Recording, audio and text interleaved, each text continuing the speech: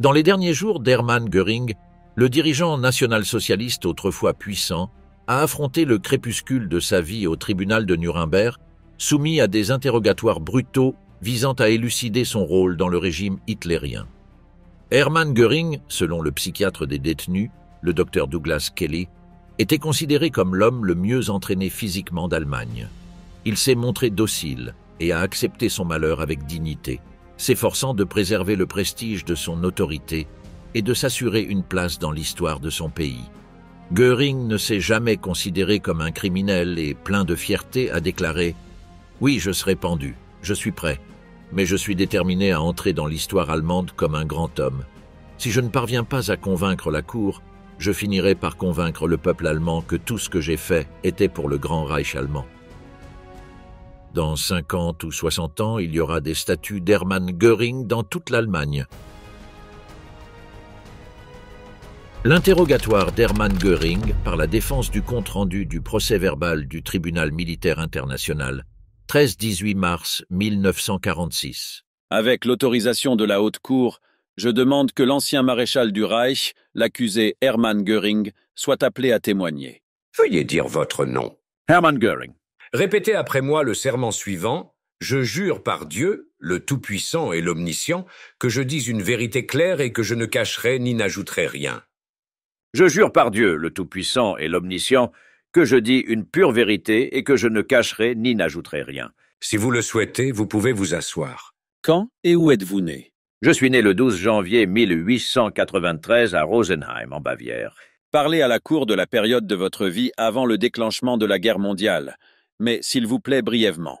Enseignement ordinaire, d'abord comme enseignant au foyer, puis corps de cadet, puis service d'officier. Plusieurs points ont été particulièrement importants pour mon évolution ultérieure. Mon père a été le premier gouverneur du sud-ouest de l'Afrique. À cette époque, il avait des relations avec Cecil Rhodes et le chambellan aîné. Ensuite, l'attachement de mon père à Bismarck. L'expérience de ma jeunesse, dont j'ai passé la moitié en Autriche. Même alors, il se sentait attaché à elle et à ces personnes partageant les mêmes idées. Au début de la Première Guerre mondiale, il servit comme lieutenant dans un régiment d'infanterie. À quel grade avez-vous participé à la Première Guerre mondiale? Comme je viens de le dire, j'ai d'abord été lieutenant dans un régiment d'infanterie lors de la soi-disant bataille de la frontière. À partir d'octobre 1914, j'ai servi comme régleur de hauteur. En juin 1915, je suis devenu pilote. D'abord sur un avion de reconnaissance, puis brièvement sur un bombardier, et à l'automne 1915, je suis devenu pilote de chasse. J'ai été grièvement blessé lors d'un combat aérien. Après ma guérison, je suis devenu commandant d'un escadron de chasse, et après la mort de Richthofen, je suis devenu commandant du célèbre escadron de Richthofen. Quelle récompense avez-vous reçue? D'abord la croix de fer 2e classe, puis la croix de fer 1re classe, le lion de Zeringen avec épée, l'ordre de Karl Friedrich, les Hohenzollern avec épée 3e classe, et enfin l'ordre du « pour le mérite », ce qui était la plus haute distinction. Dites à la cour quand et dans quelles circonstances vous avez rencontré Hitler. Tout d'abord, je voudrais attirer l'attention sur ce qui suit. Après l'effondrement de la Première Guerre mondiale, j'ai dû démobiliser mon escadron. J'ai refusé de servir dans la Reichswehr parce que j'étais dès le début un opposant à la République née de la Révolution. Un tel service aurait été contraire à mes convictions. J'ai rapidement voyagé à l'étranger pour trouver quelque chose à faire. Mais après quelques années, j'ai décidé d'y retourner. Au début, il passait son temps au pavillon de chasse et y étudiait. Je cherchais un moyen de m'impliquer dans les problèmes de mon pays. Dans le même temps, il ne pouvait et ne voulait pas exercer ses fonctions d'officier pour les raisons évoquées ci-dessus. Pour jeter les bases de mes projets futurs, je me suis inscrit à l'université de Munich pour étudier l'histoire et les sciences politiques. Je me suis installé près de Munich et j'ai acheté une maison pour ma femme. Un dimanche après-midi d'octobre ou de novembre 1922, lorsqu'une nouvelle demande de l'entente d'extrader nos chefs militaires fut connue, il y eut un acte de protestation. J'ai assisté à cet événement uniquement en tant que spectateur, sans participer d'aucune façon à son organisation. De nombreux intervenants de différents partis étaient présents. Vers la fin, Hitler fut invité à prendre la parole. J'avais déjà entendu parler de lui, et maintenant je voulais entendre ce qu'il avait à dire en personne. Il a refusé de parler, et c'est par pur hasard que j'étais présent lorsqu'il a exposé les raisons de son refus. Il ne voulait pas troubler l'unanimité de la foule. Il ne croyait pas qu'il soit possible de se joindre au cœur de ces marionnettes des pirates bourgeois. Il considérait qu'organiser des manifestations ne servait à rien tant qu'il ne bénéficiait pas d'un soutien suffisant. Cela m'a profondément impressionné et j'étais du même avis. J'ai appris que le lundi soir suivant, je pourrais entendre Hitler parler, car il organisait des rassemblements tous les lundis soirs. J'y suis allé, et là Hitler a parlé des événements de la manifestation de Versailles, du traité de Versailles, de la dénonciation de Versailles. Il a déclaré que les manifestations vides de sens comme celles de dimanche n'ont aucun sens. Elles ne font qu'enlever le véritable agenda, le fait qu'une manifestation n'est valable que lorsqu'elle bénéficie d'un réel soutien. Tant que l'Allemagne n'est pas forte, ces types de protestations n'ont aucune direction. Cette conviction coïncidait mot pour mot avec ma position. Quelques jours plus tard, je me suis rendu au siège du NSDAP. À cette époque, je ne savais rien du programme du parti, et rien de plus que c'était un petit parti. J'ai aussi cherché d'autres partis. Lors des élections à l'Assemblée nationale, pour des raisons totalement apolitiques, j'ai voté pour les démocrates. Puis, quand j'ai réalisé pour qui j'avais voté, j'ai évité la politique pendant un moment. Maintenant, cependant, j'ai vu un homme qui avait un objectif clair et défini. Pour commencer, je voulais lui parler et lui proposer mon aide. Il m'accepta immédiatement et, après ma présentation, déclara que notre rencontre était un signe du destin. Nous avons immédiatement commencé à lui parler de choses qui nous tenaient à cœur, de la défaite de notre pays et du fait que nous ne pouvions pas nous y réconcilier. Le principal sujet de conversation était la discussion sur Versailles. Je lui ai dit que j'étais à son entière disposition, que je ferais tout mon possible et profiterais de toute opportunité pour travailler sur le dossier le plus important et le plus décisif à mes yeux, la lutte contre le traité de Versailles. Le deuxième point qui m'a beaucoup impressionné et que j'ai senti très profondément et vraiment considéré comme la condition de base, a été le fait qu'il m'a expliqué en détail qu'il était impossible dans les conditions actuelles de coopérer uniquement avec des éléments qui se proclamaient nationaux. Swing, il s'agisse de partis politiques dits nationaux, ou de ceux qui se disent nationalistes, ou de clubs individuels, d'organisations militantes comme les Freikorps, etc. Avec eux seuls, il était impossible de commencer à restaurer une volonté nationale forte, aussi longtemps que les masses ouvrières allemandes s'opposeraient à cette idée. Seul celui qui attirerait derrière lui les masses d'ouvriers allemands pourrait gagner. Cette idée ne pourrait gagner du soutien que si les masses prenaient conscience de la nécessité de se libérer des entraves intolérables du traité de Versailles. Et cela n'était possible qu'en combinant une conception nationaliste et des objectifs sociaux. Il m'a expliqué le concept magnifique et profondément valable du national-socialisme, un amalgame de deux concepts, le nationalisme d'une part et le socialisme de l'autre, qui aurait dû convaincre les véritables partisans du nationalisme que le socialisme est aussi le nationalisme. Si je puis dire, le monde de la bourgeoisie et le monde du socialisme marxiste. Il nous fallait clarifier ces conceptions et, en unissant les deux idées, créer un nouveau support pour la réalisation de ces designs. Passons maintenant au côté pratique de la question, par rapport à ceux qui m'ont demandé, en premier lieu, de soutenir son point de vue. Au sein du parti, aussi petit soit-il, il choisit des hommes qui étaient de fervents partisans et prêts à tout moment à se consacrer entièrement et irrévocablement aux objectifs de diffusion du message. Il m'a dit d'être conscient de la force du marxisme et du communisme à l'époque, et du fait qu'il était confronté à la nécessité de contrer la violence physique lors des rassemblements uniquement par la force. Pour cela, il avait créé l'ASA. Les dirigeants étaient trop jeunes, et il souhaitait depuis longtemps trouver un chef qui s'était distingué lors de la récente guerre et qui possédait l'autorité nécessaire. Il cherchait depuis longtemps un pilote ou un sous-marinier décoré du pour le mérite, et maintenant, avec mon arrivée, il considérait comme une chance particulière que je sois le dernier commandant du Richthofen, escadron pour se présenter à son service.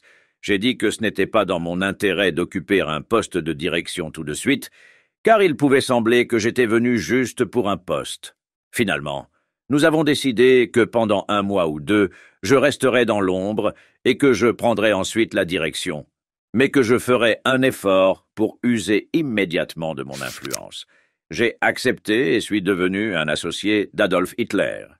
Quand est-ce arrivé? Fin octobre ou début novembre 1922. Fin octobre. Fin octobre ou début novembre 1922. Et puis vous avez officiellement rejoint le parti? Oui, c'était à la même date. Quelques jours plus tard, j'ai rejoint. Quelle tâche Hitler vous a-t-il confiée, disons, avant novembre 1923? Les tâches découlaient de mon poste, qui s'appelait à l'époque commandant SA.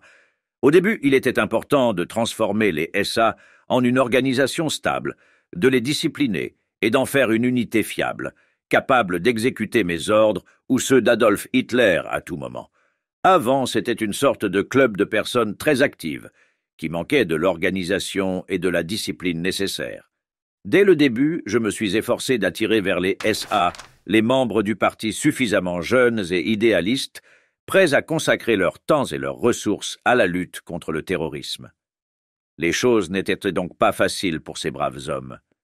Nous étions peu nombreux et les ennemis beaucoup plus nombreux. Même à cette époque, ils étaient déjà confrontés et souffraient de toutes sortes de choses. Deuxièmement, j'ai commencé à chercher des ajouts à l'environnement de travail, car j'étais sûr de pouvoir en attirer un grand nombre. Dans le même temps, bien sûr, nous avons vu les rassemblements du parti, qui se sont largement limités à Munich, en Haute-Bavière et en Franconie, se dérouler de manière satisfaisante et éviter les problèmes. Dans la plupart des cas, nous avons réussi. Mais parfois, nous rencontrions des groupes puissants de nos adversaires. Les deux camps disposaient d'armes provenant de la guerre. Des situations parfois critiques se présentaient et, dans certains cas, nous avons dû envoyer des unités SA pour renforcer les organisations locales. Au cours de l'année 1923, les différences entre la Bavière et le Reich se sont accentuées. Tout le monde pouvait voir que le gouvernement bavarois essayait de suivre une politique différente de celle du gouvernement du Reich. Le gouvernement du Reich était infecté par le marxisme. Tandis que le gouvernement bavarois en était affranchi, il était bourgeois. Soudain, le gouvernement bavarois a été complètement remplacé. Lorsque le gouverneur général, je crois que c'est ainsi qu'on l'appelait, ou quelque chose comme ça. C'était von Kahr devant qui il rendait compte et à qui le gouvernement bavarois déléguait son autorité. Peu de temps après, un conflit éclata au sein de la Reichswehr. La 7e division de la Reichswehr, stationnée en Bavière, fut relevée du serment qu'elle avait prêté au Reich, à savoir von Kahr, en vertu de la constitution du Reich. Cela provoqua un conflit entre les généraux von Seeckt et Lossow. La même chose s'est produite avec la police bavaroise. Dans le même temps, le gouvernement bavarois jouissait de la confiance des associations dites nationales, composées en partie de formations militaires ou paramilitaires, également en possession d'armes. Collectivement, ils étaient opposés à Berlin et, comme nous l'avons exprimé, à la République de novembre. En cela, nos positions coïncidaient. Le dimanche précédent, le 9 novembre, il y a eu un grand défilé à Munich. L'ensemble du gouvernement bavarois était présent, la Reichswehr, la police et les associations patriotiques, et nous aussi avons défilé. Soudain, nous avons découvert que ce n'était pas von Kahr, mais le prince héritier de Bavière-Ruprecht qui se tenait dans la tribune. Cela nous a beaucoup intrigués. Nous soupçonnions que la Bavière, désireuse de suivre la voie de la sécession, pourrait se séparer du Reich. Rien ne pourrait être plus éloigné de nos plans. Nous voulions un Reich fort, un Reich uni, et nous voulions le voir libre de certains partis ainsi que des dirigeants actuels. Nous avions renoncé à la soi-disant « marche sur Berlin ». Lorsque cela devint définitivement clair et que M. von Kahr convoqua la fameuse réunion au Bürgerbraukeller, le moment était venu de contrecarrer ces plans et de prendre des mesures concrètes en faveur du plan de la Grande Allemagne. Ainsi, les événements du 9 novembre 1923 surviennent très rapidement. Si nous nous considérons personnellement, j'étais prêt, et je ne l'ai jamais caché, à participer à n'importe quelle révolution contre la soi-disant République de novembre, quelle que soit l'occasion qui se présenterait et qui l'aurait initiée, à l'exception des actions de la partie, et pour ces tâches, j'étais toujours prêt à fournir mes services. Quand, après ces événements, avez-vous de nouveau rencontré Hitler? J'étais d'abord dans un hôpital autrichien, et ici, Le tribunal populaire bavarois jugeait une affaire relative au 9 novembre. Qui a été accusé? Hitler était le principal accusé, et bien entendu tous les autres qui ont participé et étaient présents à ces événements. J'ai passé plusieurs jours en Haute-Bavière dans un état grave, puis j'ai été emmené à la frontière, arrêté, après quoi la police bavaroise m'a transféré dans un autre endroit. À ce moment-là, j'ai demandé à Hitler si je devais comparaître devant le tribunal. Il m'a assuré de ne pas le faire, et il l'a fait. Par conséquent, le procès ne pouvait pas avoir lieu à huis clos, car j'aurais déclaré que, si tel était le cas, je pourrais faire des déclarations publiques sur le procès. Après ma convalescence, j'ai passé un an en Italie, puis dans un autre pays. En 1926 ou 1927, une amnistie générale fut accordée à tous ceux qui avaient été poursuivis pour crimes illégaux. On pourrait dire, l'action, elle s'appliquait non seulement à nous, mais aussi aux gauchistes et aux paysans. Et j'ai pu retourner en Allemagne. J'ai rencontré à nouveau Hitler en 1927, lors d'une réunion assez brève à Berlin à laquelle il participait. À cette époque, je ne participais pas au travail du parti. J'essayais plutôt de rester plus indépendant. Je n'avais alors aucun contact avec Hitler non plus. Peu avant les élections du Reichstag, le 26 mai 1928, Hitler m'a appelé et m'a dit qu'il voulait que je sois le premier numéro sur la liste des candidats au Reichstag. Pour le Parti national-socialiste, il m'a demandé si j'étais d'accord et ma réponse était « oui ». Cela signifiait que ma participation au travail du parti allait augmenter. Une question. Étiez-vous impliqué dans SA à cette époque? Non, je n'étais pas impliqué dans les affaires SA à cette époque. Il y a eu de nouvelles nominations et le nouveau chef de la SA, von Pfeffer, s'est naturellement accroché à son poste et n'était pas intéressé à me voir impliqué dans la SA. Donc, après 1923, vous n'aviez ni place ni poste au sein des SA. Après 1923, mon travail actif au sein des SA a cessé. Ce n'est qu'après la prise du pouvoir, plus tard, lorsque les postes dishonoraires ont été créés, que j'ai reçu un poste honoraire, le rang le plus élevé des SA. Mais en 1928, j'ai été élu au Reichstag, et à partir de ce moment-là, j'ai commencé à voyager à travers le pays en tant que représentant du parti. La SA, je ne me souviens plus en quelle année, fut réformée et ne se limita plus à la Bavière, mais s'étendit à l'ensemble du Reich. Ont-ils été interdits après 1923? Après 1923, ils furent interdits pendant un certain temps. Quand cette interdiction a-t-elle été levée? Je ne peux pas dire exactement quand, mais en tout cas, c'était avant mon retour en Allemagne. Quoi qu'il en soit, ils se sont répandus dans toute l'Allemagne, ce qui était extrêmement nécessaire. Les partis de l'époque, les plus importants, disposaient tous de ce qu'on appelait des unités de combat. Le plus actif était, si je me souviens bien, le Front Rouge, une association d'unités de combat des communistes, nos plus grands adversaires, avec lesquels nous avions des escarmouches constantes et qui tentaient souvent de perturber nos rassemblements. Il y avait aussi la bannière du Reich, une organisation des sociaux-démocrates, le Parti démocrate. Il y avait aussi le Stilhelmet, une organisation nationaliste de droite. Et enfin, il y avait nos SA, qui étaient une organisation du même type. Je dois souligner que les SA ont subi de lourdes pertes à cette époque. La majorité des membres des SA étaient issus des grandes masses populaires, les plus petits employés, ouvriers, personnes qui ont participé à l'idéologie. Ils ont souvent été grièvement blessés et beaucoup ont été abattus lors des affrontements. Ils ont été persécutés par le gouvernement. Ils ne pouvaient pas être des fonctionnaires. Les fonctionnaires ne pouvaient pas entrer dans les SA. Ils étaient soumis à une pression extrême. Je voudrais rendre un grand respect et un grand honneur à ces personnes, les membres des SA qui n'étaient pas, comme on le présente maintenant, de simples porteurs de cruauté, mais plutôt des hommes qui se sont volontairement soumis aux épreuves et aux restrictions les plus difficiles.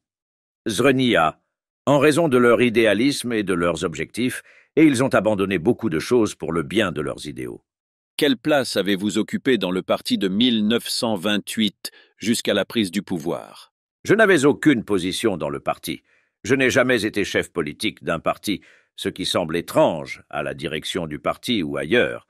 Tout d'abord, comme je l'ai déjà dit, j'étais membre du Reichstag et, par conséquent, membre de la fraction du parti au Reichstag. En même temps, j'étais un représentant du parti. voyageant de ville en ville pour essayer de faire tout mon possible pour élargir le parti, le renforcer, attirer et persuader de nouveaux membres, et surtout attirer à nos côtés des partisans communistes et marxistes. Créer une large base populaire basée non seulement sur les cercles de droite, qui étaient nationalistes. Depuis le milieu de 1932, après d'innombrables élections auxquelles j'ai participé, prononçant des discours par exemple à 15 heures de l'après-midi et souvent toute la nuit. En tant que membre du parti, ou plutôt parce que le parti avait une forte représentation au Reichstag, j'ai été élu président du Reichstag, et j'ai donc dû assumer des tâches politiques. Peu avant, fin 1931, alors que je constatais que le parti grandissait, le Führer me disait qu'il souhaiterait qu'il y ait un représentant personnel, indépendant du parti, qui prendrait en charge la direction du parti, pourrait mener des négociations politiques. Cette personne ne devrait pas être soumise aux obligations du parti. Il m'a demandé de me charger de ces tâches, puisque j'habitais dans la capitale du Reich. J'ai accepté cette mission, qui n'était pas un poste, mais plutôt une mission. En quelques phrases, il m'a expliqué qu'il était libre de négocier avec tous les partis, des communistes jusqu'à l'extrême droite, pour contrecarrer certaines actions au Reichstag et appliquer des mesures politiques appropriées. Naturellement. Parallèlement à cette tâche, j'ai dû me consacrer à la diffusion et à l'introduction de nos idées dans ces cercles. Ces cercles, comme on l'a vu, appartenaient à des groupes industriels et intellectuels. Étant donné que j'avais des relations et un accès à ces cercles, il était naturel que le Führer me considère comme particulièrement apte à une telle tâche, puisqu'il pouvait absolument compter sur moi à cet égard et savait que j'utiliserais toutes mes énergies pour promouvoir nos idées. Lorsque je suis devenu président du Reichstag, ma tâche est devenue plus facile. Je pouvais désormais agir dans le domaine juridique et j'étais même obligé de participer à des événements politiques. Si par exemple, un gouvernement démissionnait avant le Reichstag ou démissionnait en cas de vote de censure, ma principale tâche en tant que président du Reichstag était de proposer au président du Reich, après négociation avec les partis, des options pour un nouveau gouvernement de coalition. C'est pourquoi le président du Reich devait toujours me recevoir pour ces questions. Bien sûr, cela a créé davantage un lien personnel entre lui et moi, mais je tiens à souligner que ce lien existait déjà auparavant. La raison en était évidemment que le maréchal von Hindenburg me connaissait depuis la guerre mondiale et que si je lui demandais, il me recevrait toujours. Quel rôle avez-vous joué dans la nomination d'Hitler au poste de chancelier du Reich? Tout d'abord, je voudrais expliquer que lorsque j'ai dit que je n'avais aucune position dans le parti, aucune position politique, en même temps mon rôle est devenu naturellement de plus en plus fort, surtout à partir de la fin de 1931, lorsque j'ai commencé à travailler de plus en plus étroitement avec le Führer, et bien sûr j'étais considéré comme son plus proche collaborateur, mais uniquement sur la base de la croissance habituelle et naturelle des pouvoirs qui augmentaient après la prise du pouvoir. Concernant ma participation à la nomination d'Hitler, en donnant mes explications à la Cour, je voudrais d'abord décrire brièvement la situation à cette époque. L'équilibre entre les partis parlementaires était déjà rompu fin 1931 ou début 1932. Les choses allaient mal en Allemagne, et il était impossible de former une majorité parlementaire au moment même où le décret sur les mesures d'urgence entrait en vigueur, ce qui excluait en partie le fonctionnement de la Constitution. Je me souviens du gouvernement Brüning qui travaillait sur des plans visant à prolonger le décret sur les pouvoirs d'urgence et en même temps s'inquiétait des exigences de l'article 48 de la Constitution. Puis vint le gouvernement von Papen, qui n'a pas non plus réussi à créer une base parlementaire sur une plateforme plus stable. Von Papen a essayé de faire de cette possibilité une réalité et, pour créer une plateforme parlementaire, il s'est tourné vers les nationaux-socialistes, le parti le plus puissant de l'époque, pour former une base avec d'autres partis. Des discussions ont eu lieu, le nom de von Papen était considéré comme candidat au poste de chancelier du Reich, alors qu'Hitler devait être nommé vice-chancelier. Je me souviens avoir dit à von Papen qu'Hitler pouvait être n'importe quel chiffre, mais pas le chiffre 2. S'il devait s'occuper d'une question, il devrait naturellement jouer le rôle principal. Il serait donc inacceptable et impensable que le Führer joue un rôle de soutien. Il nous faudrait alors créer un gouvernement sans réaliser toutes nos idées, et Hitler, en tant que représentant du parti le plus fort, en serait responsable. Nous le rejetons catégoriquement.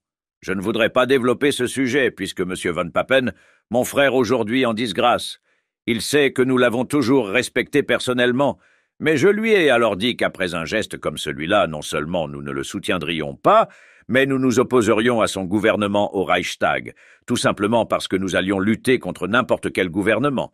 Cela ne nous a pas pris en compte en tant que majorité.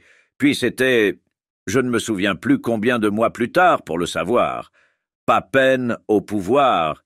Il y avait un conflit bien connu entre lui et moi, lui en tant que chancelier du Reich et moi en tant que président du Reichstag, dans lequel je savais que les communistes avaient prévu une motion de censure, que le reste d'entre nous pouvait soutenir. Il fallait voter une motion de censure pour démontrer au président du Reich qu'en aucun cas, aucun gouvernement ne peut se maintenir sans réserve suffisante. J'avais vu la mallette rouge, et je savais que l'ordre de dissolution était prêt, mais je voulais d'abord procéder à un vote. 32 voix étaient en faveur de von Papen et près de 500 contre. Le gouvernement von Papen a été démissionné. Jusqu'alors, tous les partis participaient à la formation des gouvernements, à l'exception de très petits partis. Tous ceux qui le pouvaient l'avaient fait en public. Vers la fin, le ministre de la Défense du Reich, von Schleicher, le cardinal Gris, commença à jouer un rôle de plus en plus important. Par conséquent, il n'y avait plus que deux possibilités. Soit la part appropriée du pouvoir était donnée au chef du parti le plus fort, comme c'est l'habitude, et cela se produit généralement lors des réunions et est certifié par des lettres de créance, soit l'homme agissait en coulisses. Vous avez donné des explications sur votre implication dans la nomination d'Hitler au poste de chancelier du Reich. Est-ce que ça va continuer? J'ai atteint une période décisive. Les négociations sont devenues un peu plus difficiles. Le maréchal, président du Reich von Hindenburg, qui n'avait connu personnellement le Führer que par quelques phrases et qui n'avait pas encore surmonté sa méfiance à son égard, une méfiance entretenue et comblée pendant de nombreuses années par diverses influences, tout simplement parce que je ne le connaissions pas, a alors exigé certaines restrictions rigides, de sorte que nous, le parti le plus fort et dirigeant disposé à assumer la responsabilité de la nation, soyons soumis à des restrictions relatives. Par rapport à notre force, nous étions considérablement sous-représentés au sein du gouvernement. Il ne faut pas oublier que l'Allemagne était alors au plus bas de sa condition. Il y avait 8 millions de chômeurs, n'importe quel programme échouait, il n'y avait pas de consensus entre les partis, il y avait un parti de gauche très fort, et des avantages politiques. Il était donc nécessaire de prendre les mesures que les gens attendaient de nous pour diriger le gouvernement. C'était donc un lourd fardeau d'assumer une telle responsabilité dans un environnement politique aussi difficile. Première condition, le président du Reich voulait en toutes circonstances que M. von Papen devienne vice-chancelier du gouvernement. Hormis la sympathie pour la personnalité de von Papen, il ne pouvait rien nous apporter d'autre, car il n'y avait aucun parti derrière lui. Mais le président du Reich exigea néanmoins que M. von Papen lui présente les rapports que le Führer, en tant que chancelier du Reich, avait préparés. Cela fut rapidement oublié, même par le président du Reich lui-même. Deuxièmement, le président du Reich voulait que le ministère des Affaires étrangères soit indépendant des partis et placé entre les mains de M. von Neurath. M. von Neurath ne pouvait d'ailleurs nous apporter d'autres ressources politiques que ses connaissances et son savoir-faire.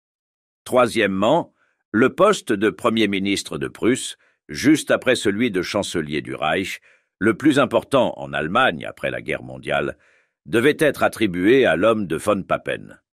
Avant la guerre mondiale, comme on le sait, les postes de chancelier du Reich et de Premier ministre de Prusse étaient unifiés.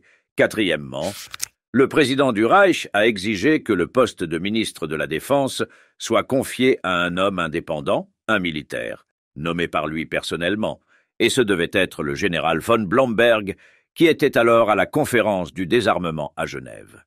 Ni moi, ni le Führer ne connaissions personnellement M. von Blomberg. À votre avis, le parti est-il arrivé au pouvoir légalement? Bien entendu, le parti est arrivé au pouvoir en toute légalité, car le parti a été convoqué par le président du Reich, conformément à la Constitution, et compte tenu de la force du parti, cela aurait dû se produire beaucoup plus tôt. Le parti s'est renforcé et est arrivé au pouvoir grâce à des élections régulières, et conformément à la loi. Quelles mesures avez-vous prises pour consolider votre pouvoir après la nomination d'Hitler? Il faut dire que, puisqu'il fallait arriver au pouvoir, il fallait être déterminé à le conserver, quelles que soient les circonstances.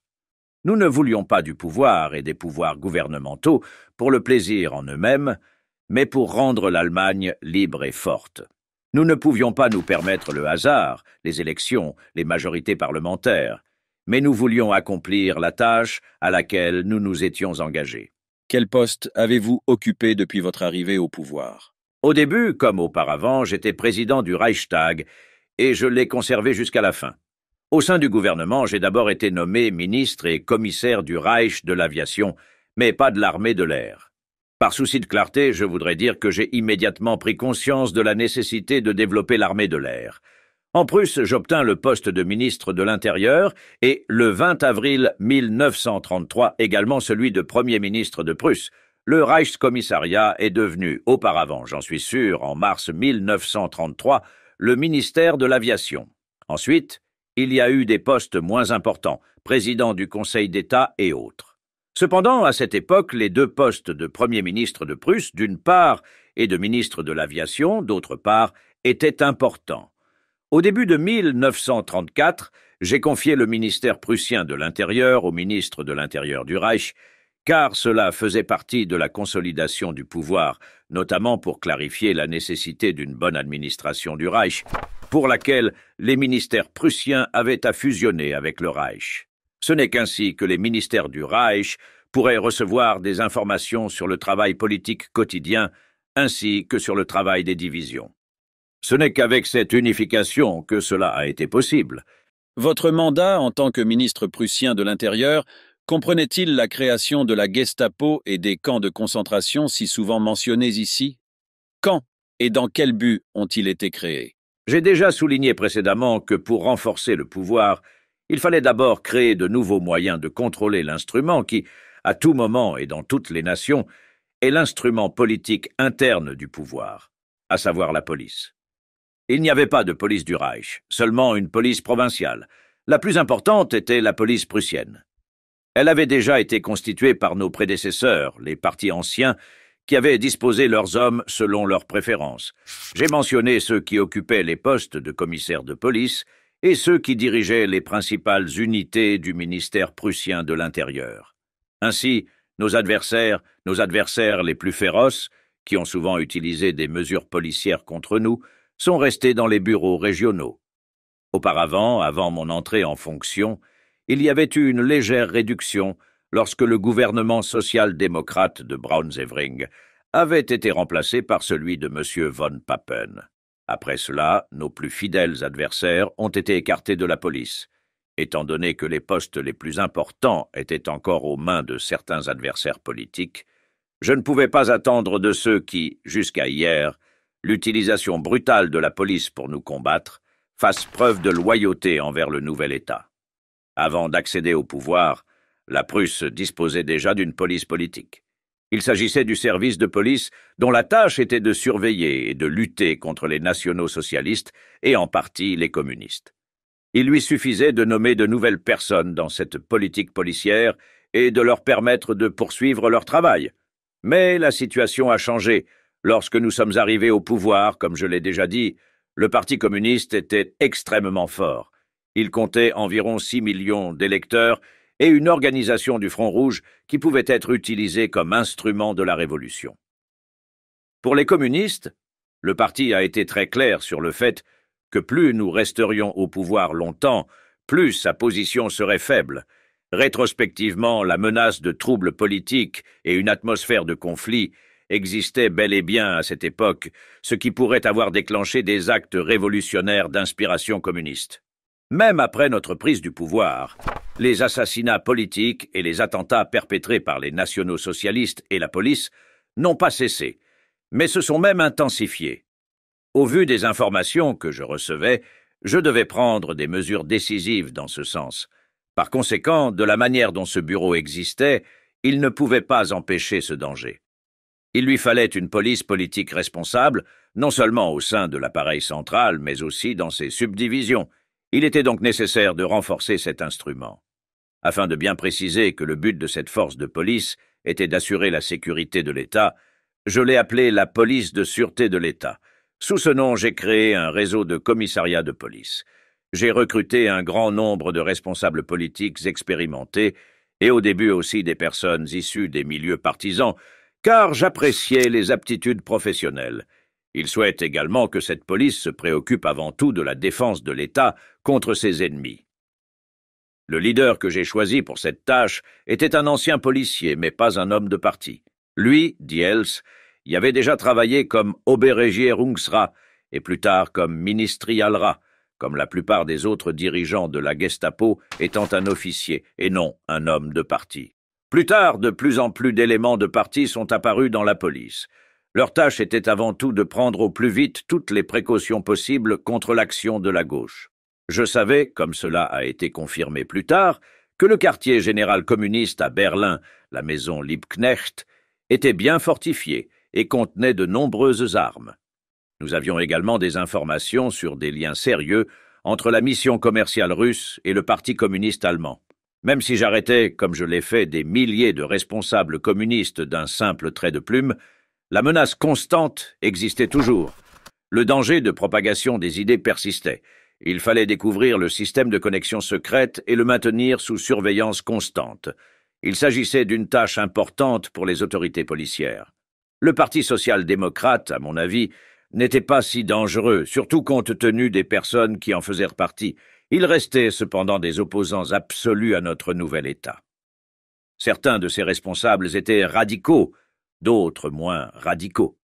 J'ai préféré mettre sous surveillance la plupart des radicaux, tandis qu'un grand nombre d'anciens ministres sociaux-démocrates, chefs de province prussiens et hauts fonctionnaires, étaient tranquillement mis à la retraite et obtenaient leur pension sans qu'aucune mesure ne soit prise contre eux. Bien entendu, il y avait d'autres responsables du Parti social-démocrate que nous surveillions de près. À cette fin, j'ai d'abord créé en Prusse une police d'État secrète, car à cette époque, je n'avais aucune autorité dans les autres États. L'organisation ultérieure du reste de la police n'est pas ici très importante. Des camps de concentration? Lorsque la nécessité exigeait avant tout de rétablir l'ordre et d'éliminer les éléments les plus dangereux du désordre dirigé contre nous, j'ai immédiatement décidé d'arrêter les fonctionnaires et dirigeants communistes. Il avait une liste à cet effet, et il était clair pour lui que, après avoir arrêté les responsables les plus dangereux et les plus importants, il y en avait encore plusieurs milliers impliqués dans ces activités. Il était donc nécessaire d'arrêter non seulement les responsables du parti, mais aussi les qui étaient membres du Front Rouge, une organisation liée au parti. Ces arrestations étaient dictées par la sécurité et la nécessité de l'État. La question était de savoir comment éliminer le danger. Il n'y a qu'une seule possibilité, la détention préventive. Pour prévenir et éventuellement éliminer le danger, la détention préventive existe pour ceux dont il est confirmé qu'ils sont impliqués dans des activités de trahison ou hostiles à l'État, ou dont on peut s'attendre à ce qu'ils se livrent à de telles activités. Ce n'était pas quelque chose de nouveau et les nationaux socialistes ne l'avaient pas inventé.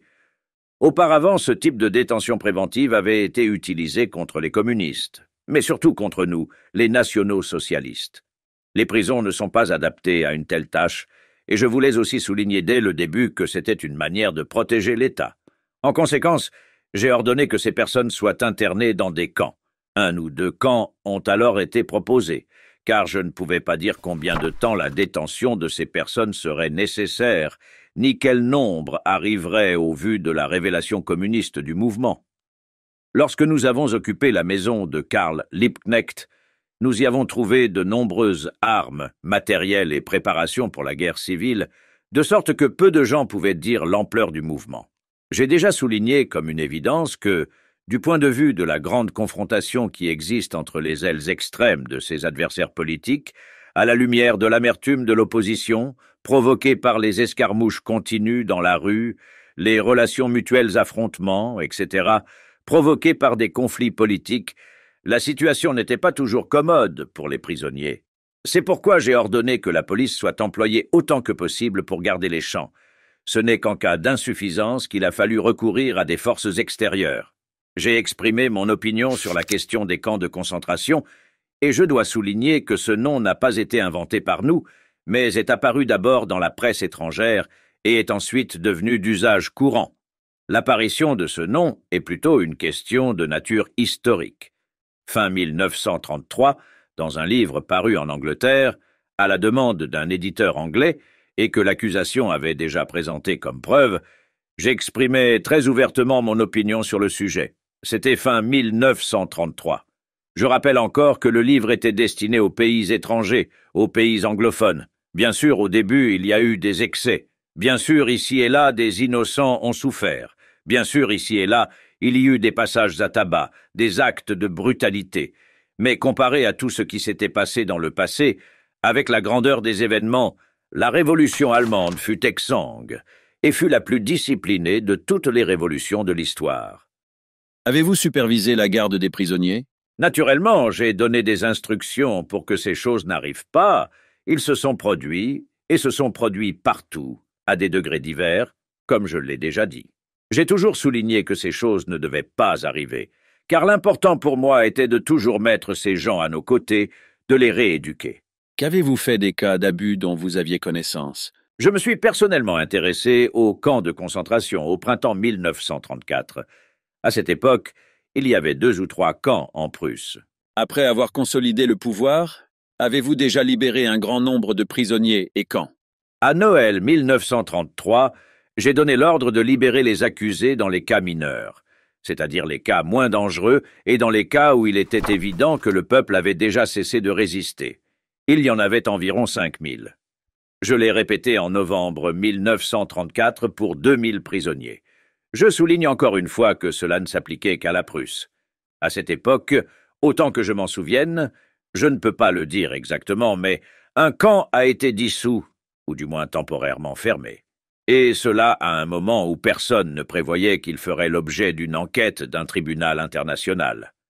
Combien de temps avez-vous été responsable de la Gestapo et des camps de concentration? Jusqu'à quelle date? En fait, j'ai été aux commandes jusqu'au début de 1934. C'est-à-dire qu'au début de 1934, Dils commandait et il me faisait de fréquents rapports sur le travail de la Gestapo et des camps de concentration. Pendant ce temps, en dehors de la Prusse, la police était en cours de réforme, la responsabilité de la police dans tous les États allemands, à l'exception de la Prusse, étant transférée à Himmler. Probablement, ayant apprécié mes mesures, il a également commencé à y créer une police secrète d'État, puisque la police restait à cette époque une question de réglementation de l'État. Il y avait des forces de police en Bavière, dans le Wurtemberg, en Bade, en Hesse, en Saxe, etc. Il allait être le chef de toutes ces forces de police et, bien entendu, il essayait désormais également de prendre la tête de la police prussienne. J'étais satisfait du travail de Diehl et, de mon point de vue, je ne voyais pas la nécessité de changer quoi que ce soit. Ces activités, j'en suis sûr, ont commencé dès la fin de 1933. Peu de temps après, j'ai transféré le ministère prussien de l'Intérieur au ministère de l'Intérieur du Reich et, au printemps 1934, je n'étais plus ministre de ce département. Himmler, j'en suis convaincu, a probablement fortement exigé que le Führer lui transfère la responsabilité de la police prussienne. À l'époque, je ne m'y opposais pas directement. J'ai trouvé cela désagréable. Je voulais moi-même diriger ma police. Cependant, lorsque le Führer me l'a demandé en disant que c'était juste et approprié et qu'il était nécessaire de combattre les ennemis de l'État par des méthodes unifiées, j'ai confié la police à Himmler, qui a confié la direction à Heydrich.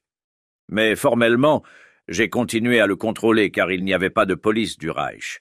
Le reste de la police, c'est-à-dire la police d'État et la police paramilitaire, je ne leur ai pas remis la main. Comme je l'expliquerai plus tard, la Prusse disposait d'une police bien organisée, dotée d'une structure militaire, qui était en état de préparation pour participer au programme de réarmement. Pour cette raison, il ne pouvait ni ne voulait lui confier la police paramilitaire, puisqu'il se préparait exclusivement à des fins militaires. Elle a été créée par moi, de ma propre initiative et sous ma responsabilité, et n'avait rien à voir avec une véritable police. Plus tard, en 1935, je l'ai incorporée dans les forces armées. En 1936, la loi sur la police du Reich fut adoptée et, par conséquent, le poste de chef de la police allemande fut créé. En vertu de cette loi, la police est devenue légalement et formellement subordonnée au Reichsführer SS, également connu comme le chef de la police allemande. Vous avez déjà évoqué le putsch de Röhm. Qui était Röhm et pourquoi un événement comme le putsch lui est-il associé? Röhm était chef des SA, chef de l'état-major des SA. Je pense qu'il est préférable d'ajourner la séance. Il est 5 heures. Jeudi 14 mars 1946, séance du matin. Avez-vous participé à la préparation du programme de la fête? Non, le programme du parti a été élaboré et proclamé lorsque j'ai entendu parler du mouvement pour la première fois et que j'ai exprimé mon désir d'y rejoindre. Quelle était votre attitude à l'égard des dispositions du programme du parti? Généralement positif. Il va sans dire que presque aucune personne politiquement réfléchie ne reconnaît et n'accepte toutes les dispositions du programme d'un parti politique. Outre les dispositions bien connues du programme du parti, y avait-il des objectifs qui restaient secrets? Nous, Était-il considéré comme possible d'atteindre ces objectifs par tous les moyens, y compris par des méthodes illégales? bien sûr, ils auraient pu être obtenus par n'importe quel moyen. Peut-être faudrait-il clarifier la notion de illégal. Si je fixe l'objectif de la révolution, alors elle est illégale pour l'ordre existant. Si je réussis, alors la révolution devient un fait et, par conséquent, légale et légitime. Avant 1923 et les événements du 9 novembre, nous avions tous, comme moi, la perspective que nous essayerions d'atteindre notre objectif, si nécessaire, par des moyens révolutionnaires.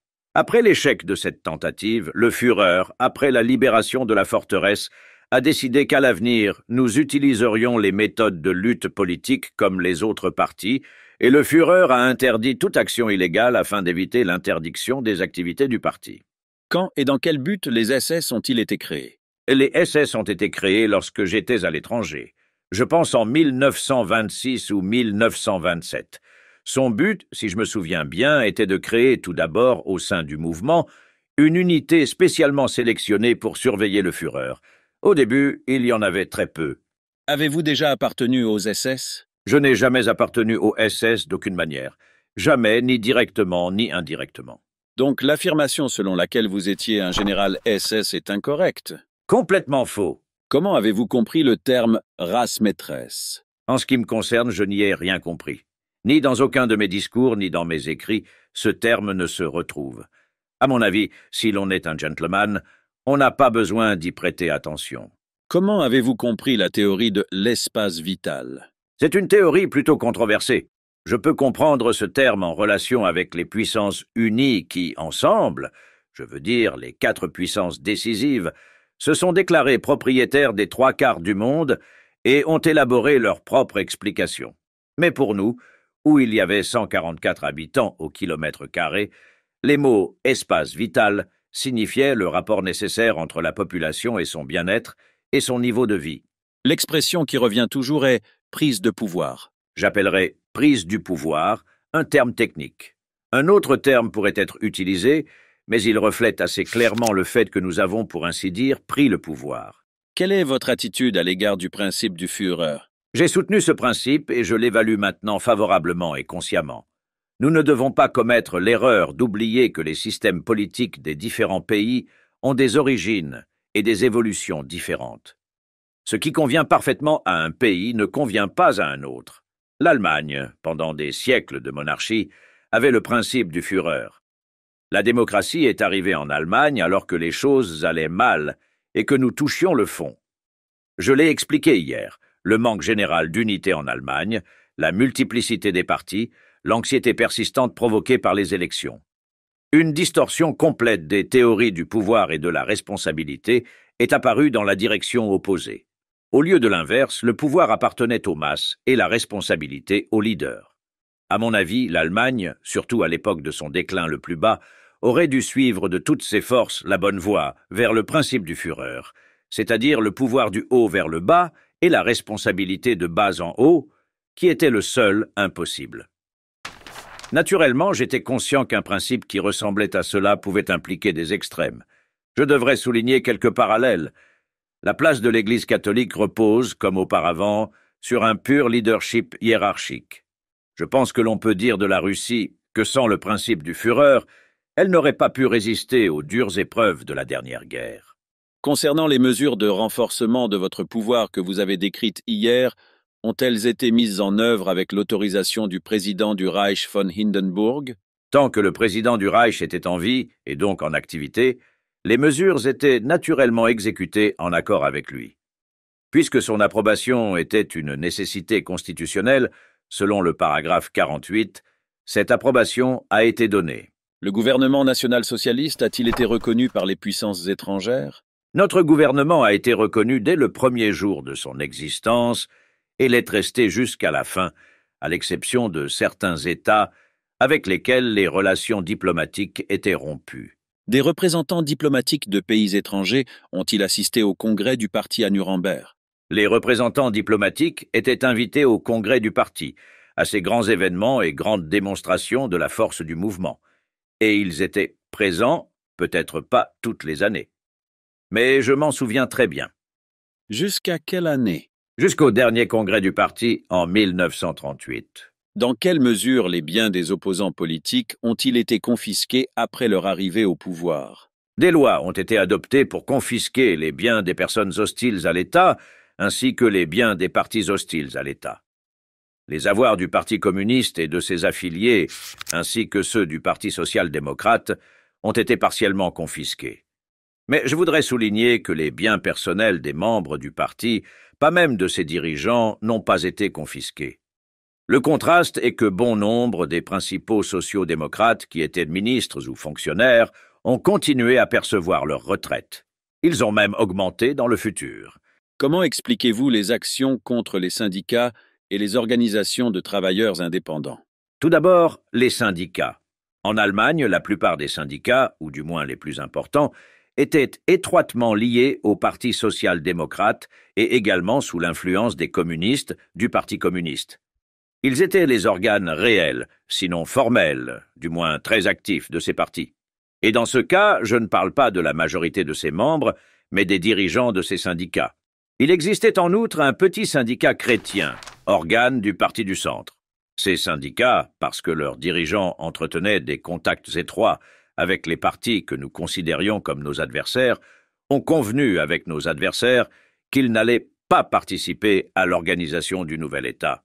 Bientôt, les organisations syndicales furent dissoutes et le Front allemand du travail fut organisé pour les travailleurs. À mon avis, cela n'a pas conduit à la destruction de la liberté des travailleurs allemands.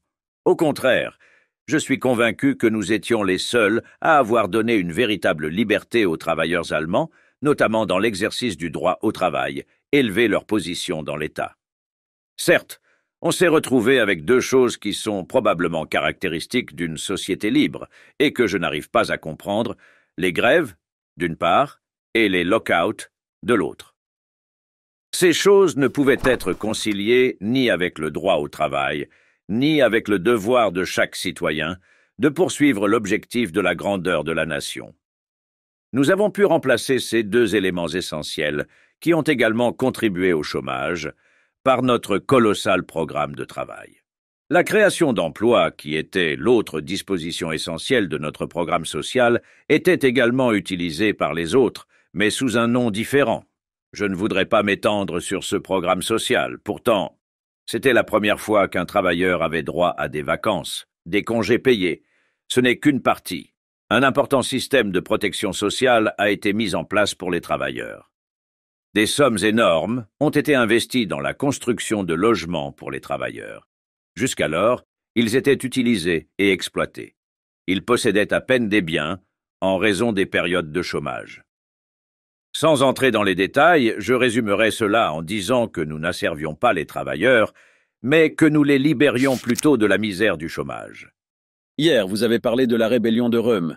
Qui était Röhm et de quel type de rébellion s'agissait-il? Röhm, depuis 1931, était chef d'état-major de la SA, c'est-à-dire qu'il était responsable de la SA auprès du Führer, qui à son tour était le chef suprême de la SA et dirigeait au nom du Führer. Lundi 18 mars 1946, séance du matin. Témoin, est-il vrai, comme le prétend l'accusation, que vous étiez Reichsführer des SA? Je n'étais pas Reichsführer des SA. Un tel titre n'existait pas. Le 9 novembre 1923, j'étais commandant des SA, qui existaient alors en Bavière et, dans une moindre mesure, dans le Wurtemberg.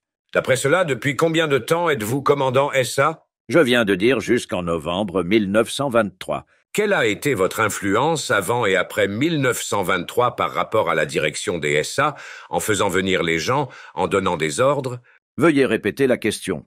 Quelle a été votre influence avant et après 1923 par rapport à la direction des SA, à la propagande parmi les membres des SA et à la transmission des ordres?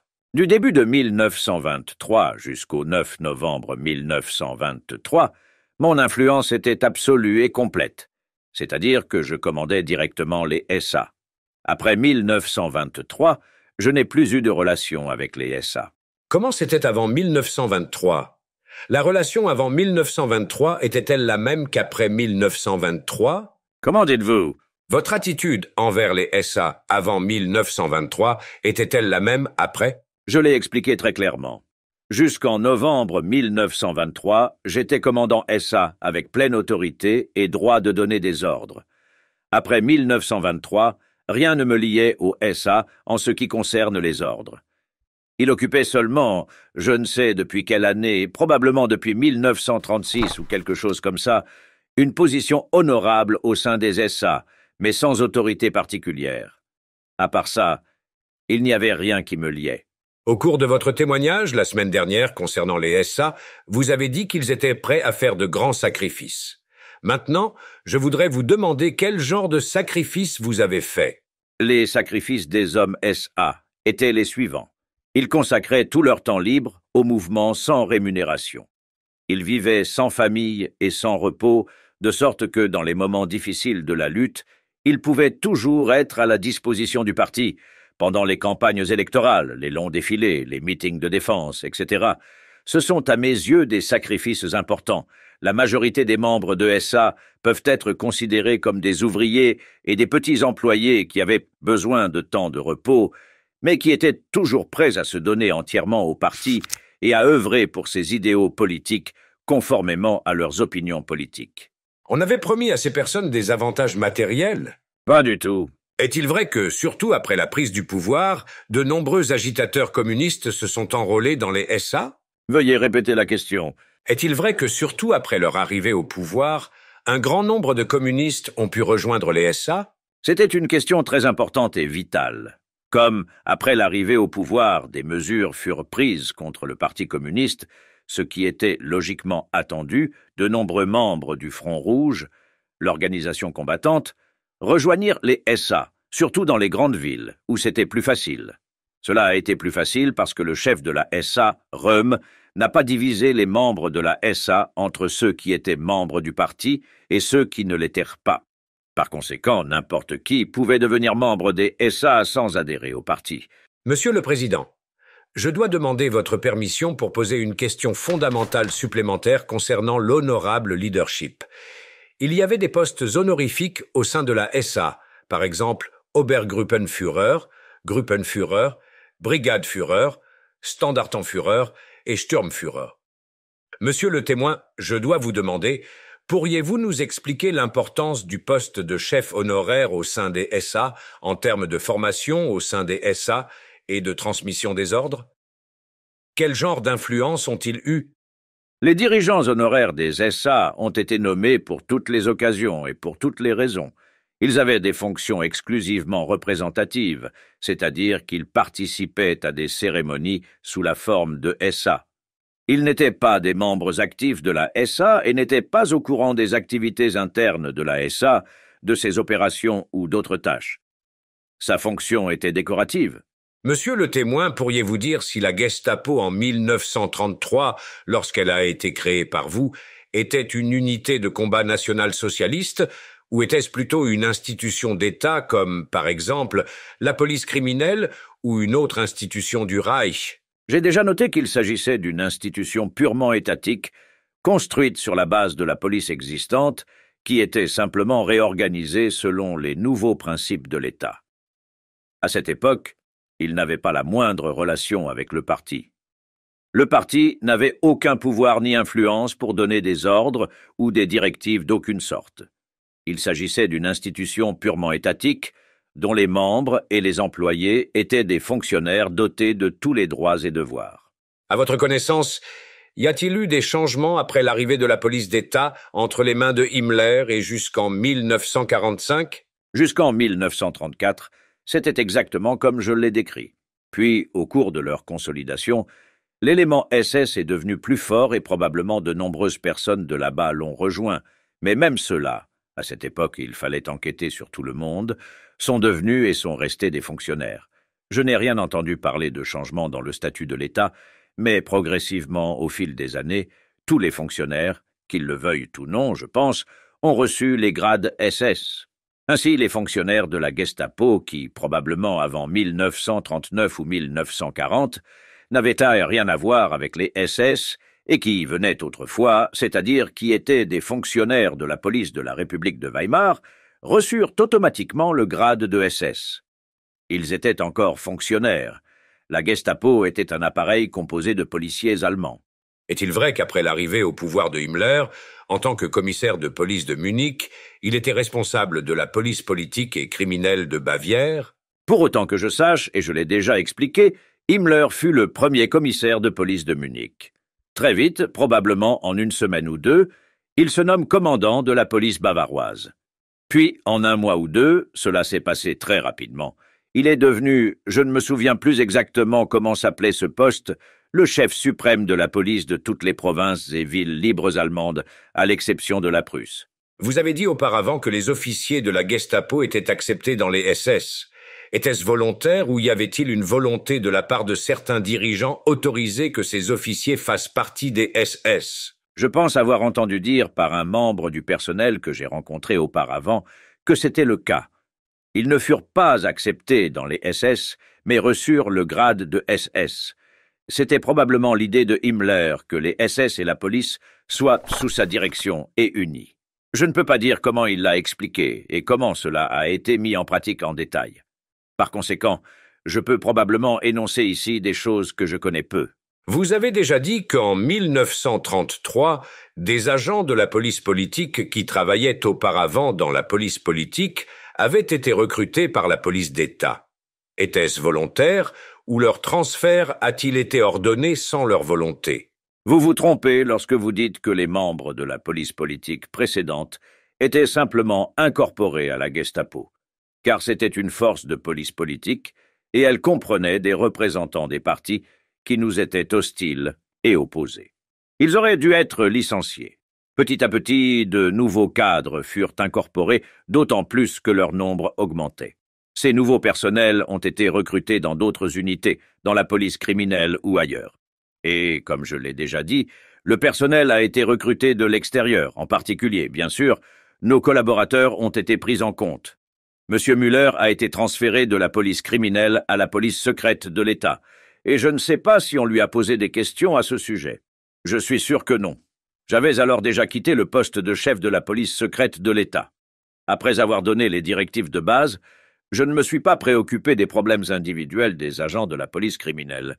Connaissez-vous l'Obergruppenführer Müller, chef de la section 4 de la direction principale de la sécurité du Reich? Je l'ai connu. Savez-vous que lui et ses collaborateurs ont servi dans la police politique bavaroise, qui a existé jusqu'en 1933? Je ne savais pas, je savais seulement qu'il était bavarois. Savez-vous que la police secrète d'État n'a pas participé aux émeutes du 9 novembre 1938? J'ai toujours cru que je n'y étais pas impliqué. J'ai vu le document leur ordonnant de ne pas intervenir. Je ne suis pas sûr qu'ils aient participé. Saviez-vous que de tels actes étaient régulièrement commis à la Gestapo ou contre de tels ordres? Ou plutôt, si de tels actes ont eu lieu, s'agit-il de cas isolés ou d'excès individuels? À l'époque où j'étais directement lié à la Gestapo, de tels excès se produisaient, comme je l'ai déjà dit. J'ai ordonné que ceux qui étaient découverts soient punis. Des sanctions ont été imposées. Les policiers savaient que s'ils faisaient de telles choses, ils seraient punis. Je n'ai plus de questions. Témoin, les conditions d'occupation d'une position honorable dans les SA correspondaient-elles à des positions honorables dans les SS? Oui, je pense que oui. Connaissez-vous les directives ou autres règlements concernant la nomination des dirigeants honorables? Non. Était-il possible de refuser la nomination? Je pense que oui. Connaissez-vous les raisons de la croissance de la Waffen-SS en une grande organisation après 1939? Les premières divisions de la Waffen-SS, constituées de matériel humain soigneusement sélectionné, combattirent avec une bravoure étonnante. Par la suite, le Führer accepta rapidement la proposition de Himmler d'augmenter le nombre de divisions. L'armée et l'armée de l'air ont quelque peu protesté, et à juste titre, car cette sélection de matériel volontaire signifiait qu'elle perdait des hommes du type qui feraient d'excellents officiers à la fois pour l'armée et l'armée de l'air, et elles se sont donc opposées à cette expansion. En outre, au début, le Führer n'était pas intéressé par la présence de grandes formations armées, en dehors de l'armée, mais il l'autorisa de plus en plus. Lorsque les problèmes de réapprovisionnement devinrent de plus en plus aigus à mesure que la guerre se poursuivait, Himmler trompa plus ou moins le Führer en prétendant qu'il pourrait créer de nombreuses divisions SS, ce qui attirerait de nombreuses recrues, etc. C'était bien entendu une bonne nouvelle pour le Führer, car il avait besoin de nouvelles troupes. Mais en même temps, Himmler a utilisé des méthodes de création de divisions très différentes du volontariat et a commencé à créer de nombreuses divisions SS sur papier. Il n'avait pas assez d'hommes pour le faire à cette époque.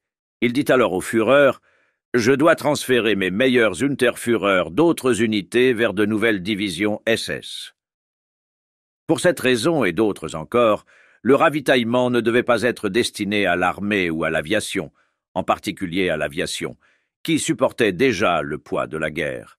Il lui fallait maintenant transférer les hommes de l'état-major au sol et des batteries anti-aériennes vers ces divisions SS. Tout cela a créé de la frustration parmi le personnel de l'Air Force, car aucun d'entre eux ne voulait se porter volontaire pour ces divisions. Mais finalement, le Führer a ordonné que ces hommes soient issus des unités de réserve de l'armée, et, autant que je m'en souvienne, des réserves de marins. Je ne peux parler que du contingent qui a été retiré de l'armée de l'air sous mon commandement.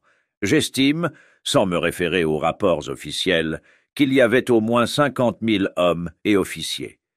Puis, comme les sentiments commençaient à être très vifs, j'ai ordonné que le personnel de l'Air Force qui était utilisé dans les combats terrestres ne soit pas transféré au SS, mais que de nouvelles unités aéroportées soient transférées. Le Führer était d'accord, car dans la dernière étape de la guerre, les divisions aéroportées confirmèrent les espoirs placés en elles et constituèrent la plus excellente de toutes les forces armées, surpassant les SS en termes de morale et d'endurance. Après cela, aucun contingent aéroporté n'a été transféré au SS et, à ma connaissance, aucune autre division SS n'a été formée. Je n'ai plus de questions. Interrogatoire d'Hermann Göring par le procureur. Lundi 18 mars 1946, séance du matin. Si vous répondiez à 3 ou 4 questions par oui ou par non, cela vous donnerait l'occasion d'exprimer la version complète de ce serment. Tout d'abord, souhaitiez-vous un État allemand fort pour surmonter les conditions de Versailles? Nous voulions un État allemand fort, indépendant de Versailles, mais pour abandonner Versailles, il fallait d'abord que l'État soit fort. Pour un État faible, cela était impossible. Nous le savions par expérience. Et vous avez introduit le principe du Führer pour construire un État fort? Exactement. Et cet objectif, qui était l'un des objectifs du parti nazi, de changer les termes de Versailles, était un objectif public et très médiatisé destiné à attirer les gens vers le parti, n'est-ce pas? Les préceptes de Versailles étaient tels que chaque Allemand, à mon avis, était conscient que le simple fait de les modifier ne changerait rien. Il était clair que c'était une raison impérieuse pour rejoindre le parti. Donc ces personnes impliquées dans le mouvement ne sont pas ici, et pour mémoire, vous n'avez aucun doute sur le fait qu'Adolf Hitler est mort? Je pense qu'il n'y a aucun doute. Et il en va de même pour Goebbels? Goebbels, je n'en doute pas, car j'ai entendu des gens en qui j'ai entièrement confiance dire qu'ils l'avaient vu mort. Et vous ne doutez pas de la mort de Himmler, n'est-ce pas? Je n'ai pas pris de décision à ce sujet, mais je pense que vous l'avez fait puisque vous en savez plus que moi, puisqu'il est mort alors que j'étais votre prisonnier. Je n'étais pas là. Vous n'avez aucun doute sur la mort de Heydrich, n'est-ce pas? J'en suis absolument sûr.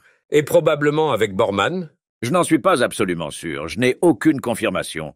Je ne sais pas, mais je suppose que oui. Et concernant les principales personnalités que vous mentionnez dans votre témoignage, qui étaient responsables, Hitler pour tout, Goebbels pour avoir incité aux émeutes contre les Juifs, Himmler, qui a trompé Hitler, Bormann, qui l'a trompé sur sa volonté? L'influence exercée sur le Führer a évolué au fil du temps.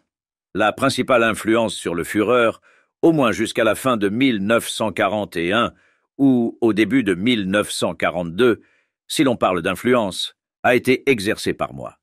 Puis, à partir de 1943, mon influence a progressivement diminué, puis elle a décliné rapidement. En général, je ne suis pas sûr que quiconque ait eu la même influence que moi sur le Führer. Après moi, ou indépendamment de moi en termes d'influence, Goebbels, avec qui le Führer a passé beaucoup de temps, a dès le début exercé une influence dans certains domaines. Cette influence a varié au fil du temps, étant faible, puis devenant beaucoup plus forte dans les dernières années de la guerre, car cette influence pouvait être facilement modifiée par les médias. Avant et immédiatement après la prise du pouvoir, Hess exerçait une certaine influence, mais seulement dans son domaine particulier. Puis, au fil des années, l'influence de Himmler grandit. À partir de la fin de 1944, son influence déclina rapidement.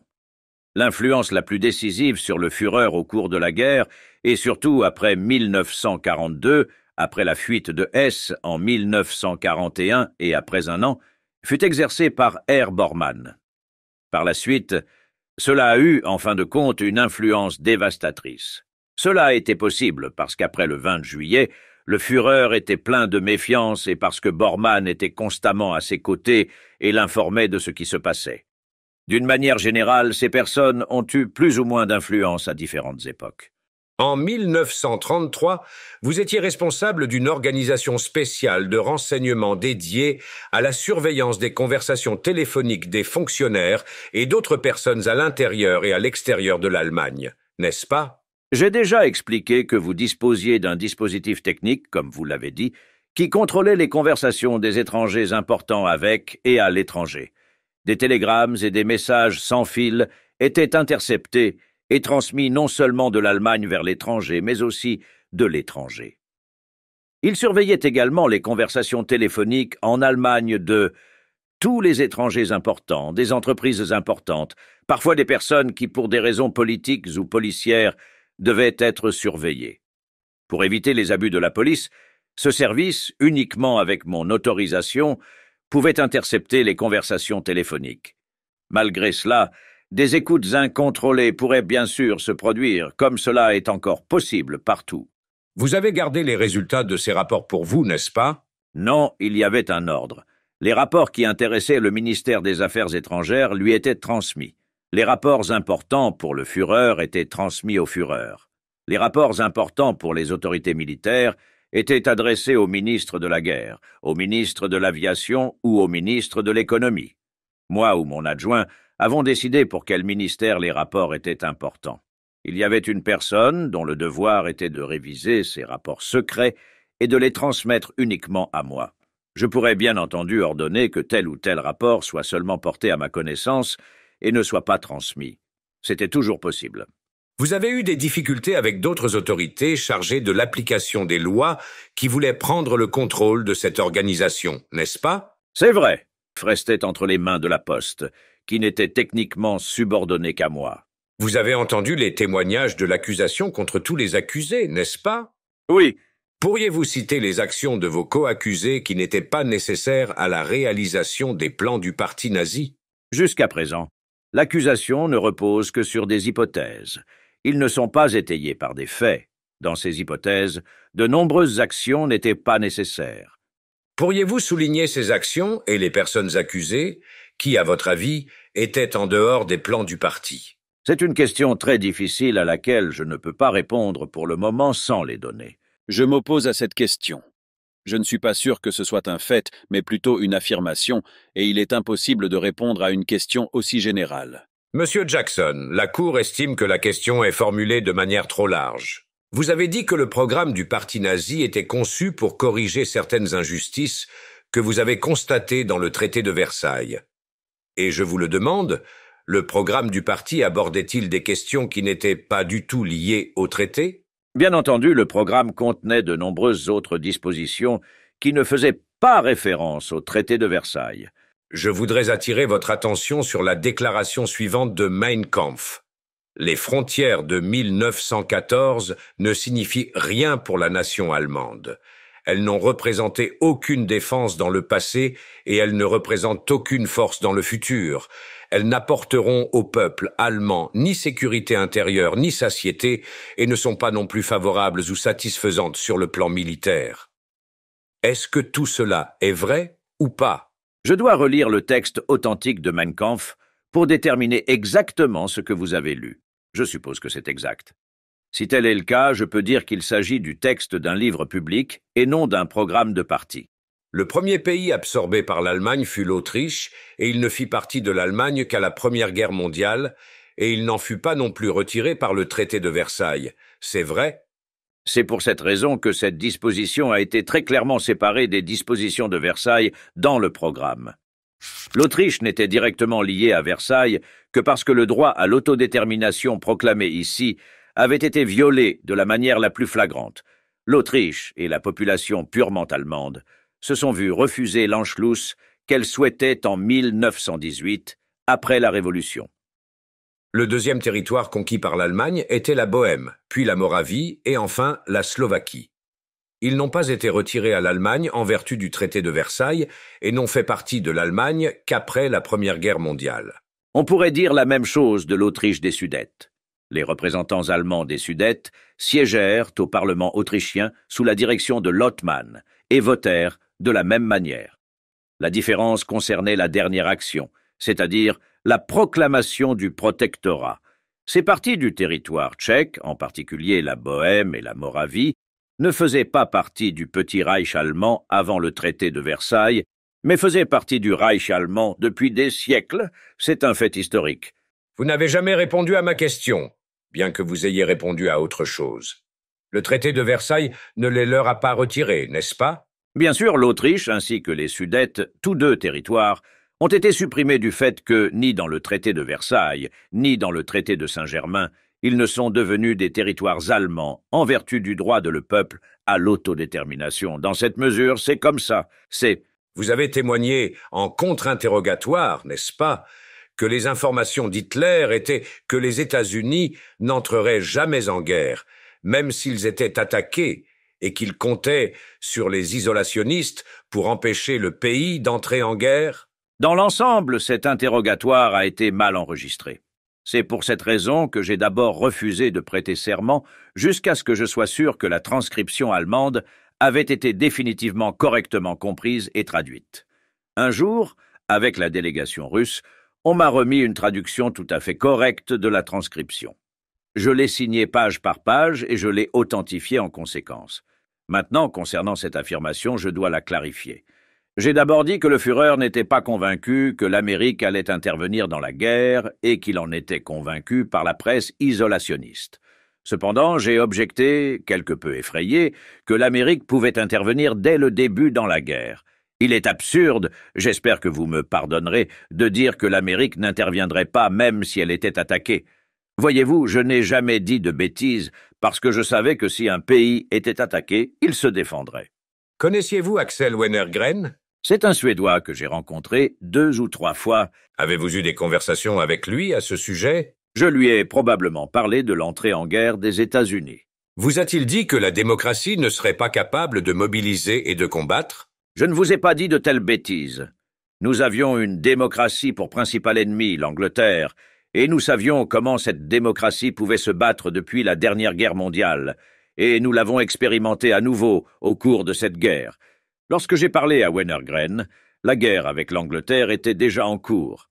Vous avez témoigné lors de l'enquête, si je vous ai bien compris, qu'Hitler avait constamment 2 idées à l'esprit, rechercher une alliance avec la Russie et un espace vital en acquérant des colonies, ou conclure une alliance avec la Grande-Bretagne et rechercher des acquisitions dans ce pays. Mais compte tenu de vos préférences, auriez-vous préféré une alliance avec la Grande-Bretagne? Est-ce vrai? C'est vrai. Il suffit de se référer au livre Mein Kampf, où toutes ces choses sont décrites en détail par Hitler. Avez-vous dit à la Cour que vous, qui étiez le 2e homme du Reich jusqu'en 1943, ne saviez rien des camps de concentration?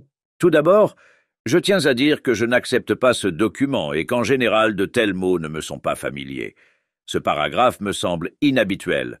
Je ne sais rien de ce qui s'est passé, ni des méthodes utilisées plus tard dans les camps de concentration, lorsque je n'étais pas responsable. Permettez-moi de vous rappeler les preuves présentées à la Cour, selon lesquelles 4 millions de personnes ont été exterminées rien qu'à Auschwitz. Vous en souvenez-vous? C'est une affirmation que j'ai entendue ici, mais je ne vois aucun moyen de la confirmer. Je veux dire, le chiffre. Si vous ne considérez pas cela comme corroboré, permettez-moi de vous rappeler le témoignage écrit de Hotl, chef adjoint du département des Affaires étrangères, division de sécurité 4 du RSHA. Il a déclaré qu'environ 4 millions de Juifs ont été assassinés dans des camps de concentration et que 2 millions d'autres sont morts d'autres manières. En supposant que ces chiffres, un Russe et un Allemand, soient convaincants, même si l'on considère 50% de ces chiffres, êtes-vous en train de dire à la Cour qu'un ministre ayant son autorité au sein du Reich pourrait ignorer de telles choses? Je maintiens que c'est pour cette raison que de telles choses m'ont été gardées secrètes. Je dois ajouter que, à mon avis, même le Führer ne savait pas dans quelle mesure cela se produisait. Cela explique également le fait que Himmler a gardé le secret. Les chiffres ou autres détails ne nous ont jamais été envoyés. Témoin. Mais vous n'aviez pas accès à la presse étrangère, au bureau de presse de votre ministère, ni aux chaînes étrangères? Vous savez, il existe des preuves globales selon lesquelles, pendant la déportation des Juifs et d'autres personnes, environ 10 millions de personnes sont mortes d'hypothermie, sans compter celles qui sont mortes au combat. Vous dites que vous n'en avez jamais entendu parler dans la presse étrangère ou dans des émissions qui mentionnaient que cela se produisait. Tout d'abord, le chiffre de 10 millions n'a en aucun cas été établi. Deuxièmement, pendant la guerre, je n'ai pas lu la presse étrangère parce que je la considérais comme de la propagande ennemie.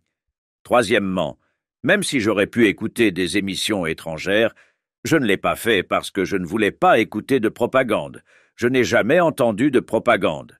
Ce n'est qu'au cours des 4 derniers jours de la guerre que j'ai, et je peux en témoigner, écouté pour la première fois des émissions étrangères.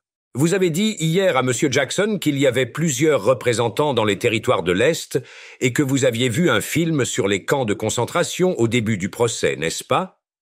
Vous saviez que des millions de vêtements, des millions de chaussures, 20 952 kilos d'alliances en or, 35 wagons remplis de peaux, tout cela appartenait aux personnes exterminées à Majdanek et à Auschwitz. Personne ne vous a-t-il dit, dans le cadre du plan quadriennal, ni personne d'autre, qu'il possédait une telle quantité de matériel humain?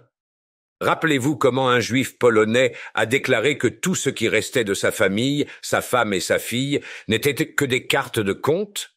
Son travail consistait à collecter des vêtements.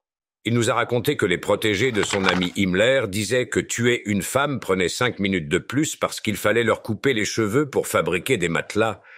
Ne vous ont-ils jamais parlé des économies de matériel allemand que signifiait tuer des gens? Non, et comment pourrais-je imaginer quelque chose comme ça? Je décrivais la situation générale de l'économie allemande. Et je n'incluais certainement pas ici la production de matelas à partir de cheveux féminins ou le recyclage de vieilles chaussures et de vieux vêtements. Je laisse la question ouverte, mais je m'oppose à ce qu'on me désigne comme l'ami de Himmler. Que dois-je dire? Votre ennemi Himmler? Ou simplement Himmler?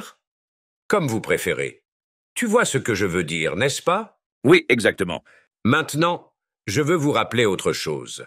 Numéro de test USA 228, numéro de document 407, VPS.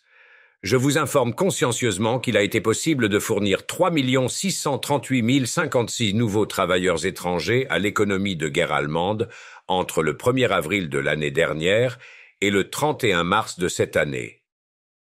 Outre les travailleurs civils étrangers, 1 622 929 prisonniers de guerre participent à l'économie allemande. Écoutez ceci. Environ 5 millions de travailleurs étrangers sont venus en Allemagne et non les 200 000 volontaires. C'est extrait du procès-verbal de la commission centrale du plan du 1er mars. Vous, en tant qu'architecte de l'économie allemande au sein de l'État, dites que vous ne saviez rien des 4 800 000 travailleurs étrangers contraints de travailler? Est-ce que c'est ce que vous allez dire à la Cour? Je n'ai jamais dit cela à la Cour.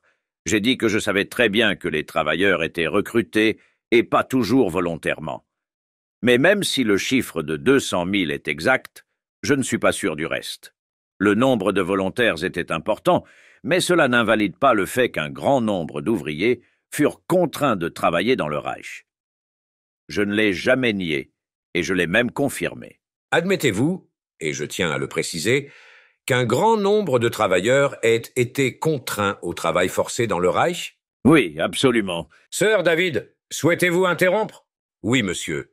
Vous souvenez-vous de ce qu'il a dit à propos de la relation entre le Führer et vous?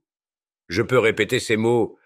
C'est moi qui ai exercé la principale influence sur le Führer, au moins jusqu'à la fin de 1941 ou au début de 1942, si l'on parle spécifiquement d'influence. Puis, à partir de 1943, mon influence a progressivement diminué, après quoi elle s'est rapidement réduite. D'une manière générale, je ne suis pas sûr que quiconque ait eu la même influence que moi sur le Führer. Est-ce votre vision de la question? Oui. Je pense que vous avez dit au tribunal que la bonne chose à faire était de maintenir votre loyauté envers le Führer jusqu'au bout, n'est-ce pas? Exactement. Continuez-vous à justifier et à exalter Hitler, même après qu'il ait ordonné le meurtre de 50 jeunes officiers au Stalag numéro 3? Je ne suis pas ici pour justifier le Führer Adolf Hitler, ou pour l'exalter. Je souligne seulement ma loyauté envers lui parce que je suis convaincu que si un serment n'est pas tenu dans les bons moments, il est beaucoup plus difficile de le tenir dans les moments difficiles. Quant aux 50 aviateurs, je ne me suis jamais opposé aussi clairement et avec autant de force au Führer que sur cette question, et je lui ai donné mon point de vue sur la question. Après cela, je n'ai pas eu un mois de conversation avec le Führer. Le Führer, de toute façon, pouvait savoir ce qui se passait dans les camps de concentration, le traitement réservé aux Juifs, le traitement réservé aux ouvriers, n'est-ce pas? J'ai déjà mentionné que, à mon avis, le Führer ne connaissait pas les détails des camps de concentration ni les atrocités décrites ici. D'après ce que je savais de lui, il ne me semble pas qu'il en ait été informé. Mais comme lui... Je ne demande pas de détails, mais du meurtre de 4 ou 5 millions de personnes. Êtes-vous en train de suggérer que personne au pouvoir en Allemagne, à l'exception de Himmler et probablement de Kaltenbrunner, n'en était au courant? Je partage toujours l'opinion selon laquelle le Führer ne connaissait pas les chiffres avancés. Souvenez-vous donc de M. Dalerus décrivant la relation entre vous et Hitler à la page 53 de son livre. Dès le début de notre conversation, j'ai été ennuyé par vos manières envers Göring, votre meilleur ami et camarade depuis des années. Son désir de domination était compréhensible, mais exiger une telle soumission de la part de Göring, son plus proche compagnon d'armes, me semblait répugnant. Est-ce ainsi que vous devriez vous comporter envers Hitler? Je n'étais pas obligé de me comporter ainsi et je ne l'ai pas fait. Ce sont des déclarations journalistiques de M. Dalerus, faites après la guerre. Si l'Allemagne avait gagné, la description aurait été différente. Cela dit, M. Dalerus est votre témoin. On n'a pas demandé à M. Dalerus son opinion journalistique. On ne lui a posé des questions que sur les questions dans lesquelles il était mon messager auprès du gouvernement britannique. En matière de stratégie militaire, qui a conseillé Hitler? Il y avait plusieurs personnes. Sur la base d'un ordre purement départemental, les 3 commandants en chef des branches des forces armées et leur chef d'état-major ont participé à la discussion des questions stratégiques. En partie également le siège de la direction opérationnelle, qui relevait directement du Führer. Quels accusés pouvez-vous nommer comme tels conseillers? Lorsque le Führer l'a demandé, le conseiller pour les questions stratégiques était le colonel général Jodl, chef d'état-major général de la direction opérationnelle. En matière d'organisation militaire, ils étaient les 3 commandants en chef. Parmi eux moi-même, le grand amiral Röder et plus tard le grand amiral Dönitz. Les 2 derniers concernaient les affaires navales. Les autres représentants de l'armée n'y ont pas participé. Tous ces conseillers ne pourraient-ils pas rester à l'écart? Ont-ils exercé leur influence par leurs conseils et conseils sur les décisions d'Hitler? Si l'on laisse de côté le point de vue purement formel et que l'on suppose qu'il ne concerne que le domaine militaire, alors la position était... Non, je parle de tous les domaines, des questions de toutes sortes, notamment économiques, intérieures, politiques, étrangères, militaires et stratégiques. Je veux dire, si nous abordons le sujet non pas théoriquement mais fonctionnellement, vos recommandations ont-elles eu une influence significative sur les décisions finales d'Hitler? C'est ce que je veux dire par là. Dans une certaine mesure, oui. Leur rejet dépendait de la question de savoir si elles affectaient les droits du Führer. Vous avez dit dans une certaine mesure, n'est-ce pas? Oui, bien sûr.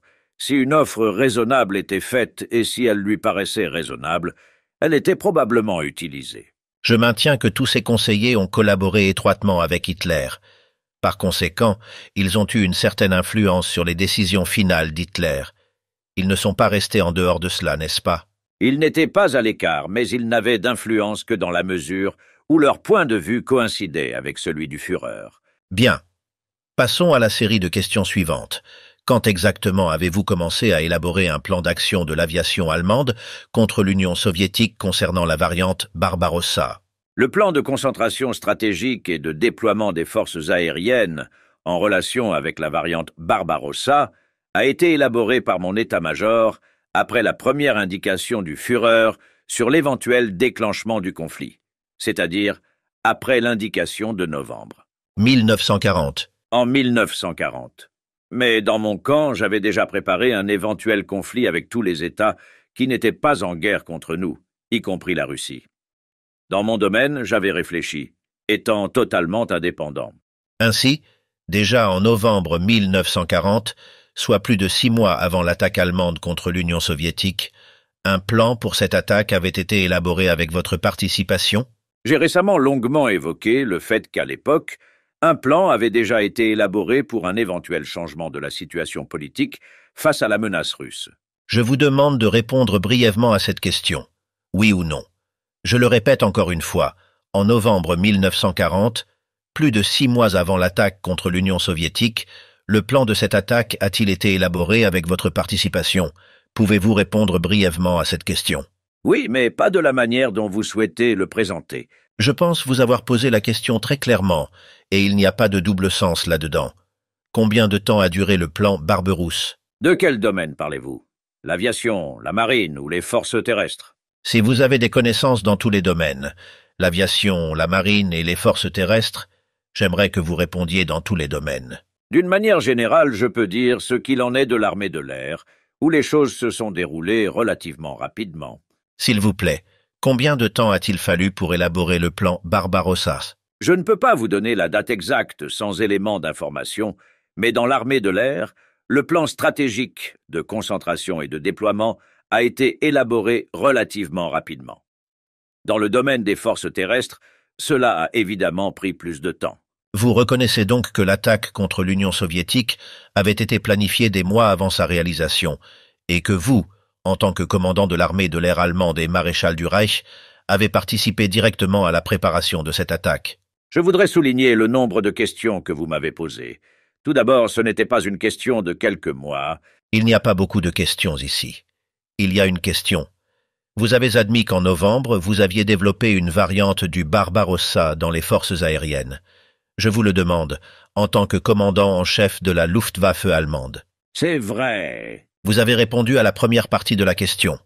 Maintenant, dernière partie, en tant que commandant de l'armée de l'air et maréchal du Reich, admettez-vous que vous avez participé à la préparation de l'attaque contre l'Union soviétique?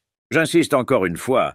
J'ai préparé une éventuelle attaque, principalement parce qu'Hitler était convaincu que la Russie soviétique adoptait une attitude dangereuse. Certes, au début, il n'était pas question d'attaque, et cela ressort clairement de la directive de novembre 1940. Je tiens à souligner que ma position de maréchal du Reich ne joue aucun rôle dans cette affaire. C'est juste un titre, un rang. Ne niez-vous pas que ce plan ait déjà été élaboré en novembre 1940? Oui. Il me semble que cette question a déjà été discutée en détail auparavant. Il n'est donc pas nécessaire de continuer à parler du plan Barberousse, qui est clair. Je passe à une autre question. Reconnaissez-vous que les objectifs de la guerre contre l'Union soviétique étaient de s'emparer des territoires soviétiques jusqu'à l'Oural, d'annexer les États baltes, la Crimée, le Caucase, les régions de la Volga au Reich, de soumettre l'Ukraine, la Biélorussie et d'autres régions vers l'Allemagne? Reconnaissez-vous cela? Je ne le reconnais en aucune façon. Ne vous souvenez-vous pas que lors de la rencontre avec Hitler le 16 juillet 1941, à laquelle vous, Bormann, Keitel, Rosenberg et d'autres étiez présents, Hitler a défini les objectifs de la guerre contre l'URSS exactement de la même manière qu'ai-je dit dans la question précédente. Ce document a été présenté à la Cour. Il est assez connu et vous vous en souvenez évidemment. Vous souvenez-vous de cette rencontre? Je me souviens exactement de ce document, et je me souviens approximativement de cette réunion. J'ai immédiatement dit que ce document, rédigé par M. Bormann, me paraissait infiniment exagéré au regard de ses revendications. En tout cas, au début de la guerre et même avant, cette question n'était pas abordée. Mais vous admettez qu'un tel enregistrement protocolaire existe? Je l'admets parce que je l'ai vu.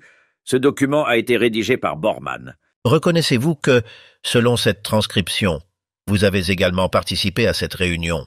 J'étais présent à cette réunion et c'est pour cette raison que je doutais de l'exactitude de ce compte-rendu. Vous souvenez-vous que dans le procès-verbal de la réunion, les tâches fixées en relation avec la situation actuelle étaient formulées? Je vais vous rappeler certains points de ce procès-verbal. Puis-je avoir une copie de ce procès-verbal? Voulez-vous une copie du protocole? Je vous le demande. Ainsi, en résumant les réponses que vous avez données à mes questions, il est tout à fait clair, et je pense que vous en conviendrez, que les objectifs de la guerre étaient agressifs. L'objectif unique et décisif était d'éliminer le danger que la Russie représentait pour l'Allemagne. Et s'emparer des territoires russes. Je vais essayer d'être à nouveau clair. Cette question n'avait pas été abordée avant le déclenchement de la guerre. La réponse est que le Führer considérait la Russie et l'avancée de ses troupes vers la frontière comme une menace mortelle pour l'Allemagne et qu'il voulait éliminer cette menace. Il sentait que c'était son devoir. Ce qu'aurait été le monde après une guerre victorieuse est une autre question qui n'était pas abordée à l'époque. Mais, en répondant à votre question, je ne voulais pas dire qu'après une guerre victorieuse, nous n'avions pas pensé à l'annexion. Je ne veux pas faire perdre du temps à la Cour en revenant sur la question de la guerre dite préventive, mais en même temps, puisque la question a été soulevée, je dois poser la question suivante. Vous souvenez-vous qu'en son témoignage, le maréchal Milch a déclaré que Göring n'a jamais voulu la guerre avec la Russie? Vous souvenez-vous de ce témoignage de votre témoin, le maréchal Milch? Je m'en souviens parfaitement. Vous vous en souvenez. Dans ce cas, pourquoi ne voulait-il pas la guerre avec la Russie s'il voyait la soi-disant menace russe? Tout d'abord, j'ai déjà dit que le Führer considérait un tel danger comme imminent. Deuxièmement, par rapport à la question posée par mon avocat de la défense, j'ai exposé clairement et explicitement les raisons pour lesquelles j'étais convaincu que ce n'était pas imminent et qu'il fallait prendre des mesures préparatoires. C'est ma conviction. Mais vous ne niez pas le témoignage de Milch. Milch avait un avis quelque peu différent. Il considérait qu'une guerre sur deux fronts constituait un grave danger pour l'Allemagne.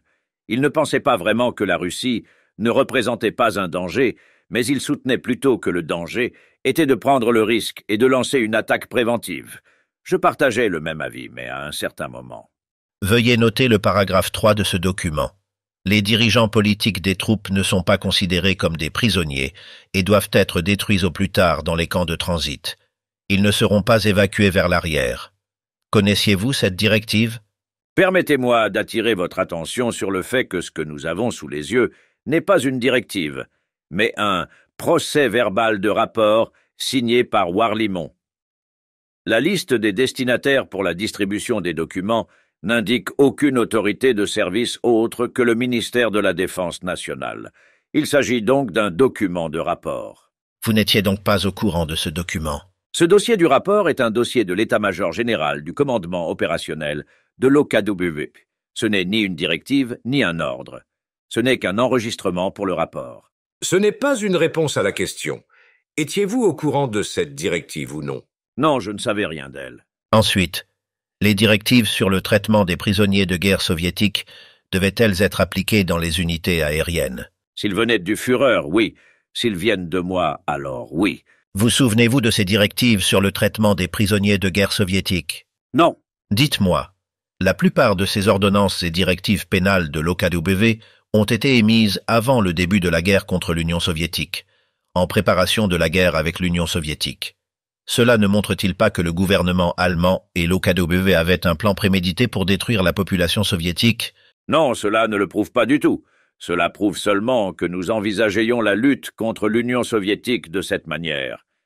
La lutte a été extrêmement violente et s'est déroulée sur la base d'autres principes, puisqu'il n'y avait aucun accord à cet égard. Dites-moi, Connaissez-vous les instructions que Himmler a données en 1941 sur l'extermination de 30 millions de slaves?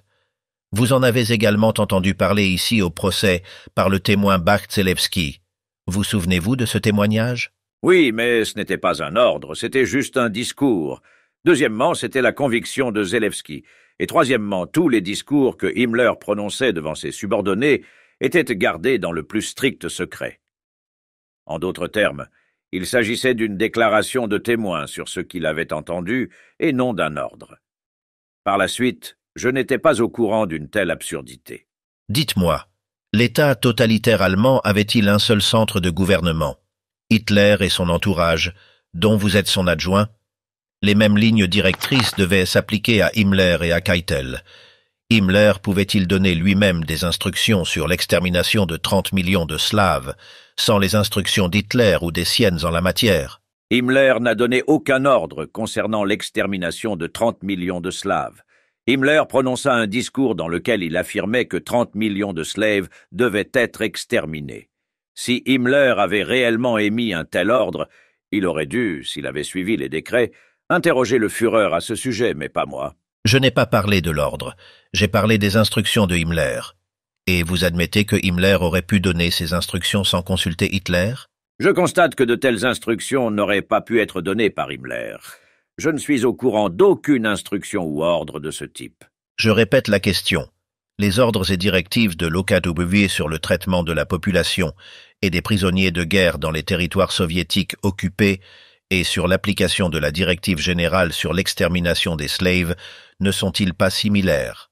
Il n'y a jamais eu de directive donnée par le Führer ou par toute autre parti connu concernant l'extermination des slaves. Vous devez être au courant de l'extermination massive de citoyens soviétiques dans le territoire soviétique occupé avec l'aide des Einsatzgruppen, de la police de sécurité et du SD. Les activités des Einsatzgruppen ne résultaient-elles pas de la mise en œuvre d'un plan prédéterminé d'extermination des Juifs, des Slaves et d'autres civils? Non, les activités des Einsatzgruppen étaient top secrètes. J'ai encore quelques questions. Peut-être devrions-nous l'interrompre maintenant. Je pense à une autre fois. Tous ces documents que vous avez présentés aux témoins, j'attire votre attention, sont des documents déjà admis comme preuve et parlent d'eux-mêmes. Par conséquent, j'espère que vous terminerez votre contre-interrogatoire plus tôt.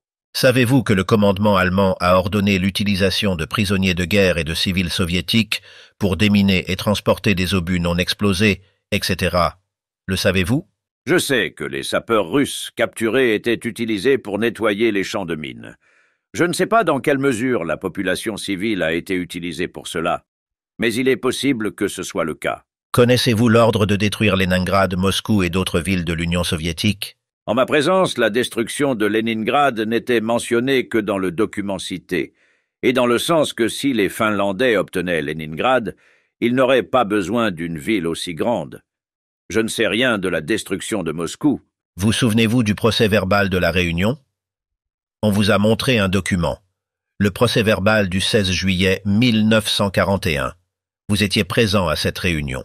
Ce serait bien si vous me les présentiez pour voir s'ils me semblent familiers. Je n'ai pas l'intention de vous remettre ces documents. Ils ont déjà été présentés à la Cour. Je suis curieux de savoir si vous étiez au courant de ces ordres. Je n'ai pas reçu l'ordre de détruire Leningrad et Moscou, dans le sens que vous indiquez. Ils l'ont seulement informé des choses importantes. Et la destruction de villes, le meurtre de millions de personnes, ont-ils eu lieu par le biais des soi-disant autorités officielles? Si une ville devait être détruite par un bombardement, un tel ordre serait donné directement par moi.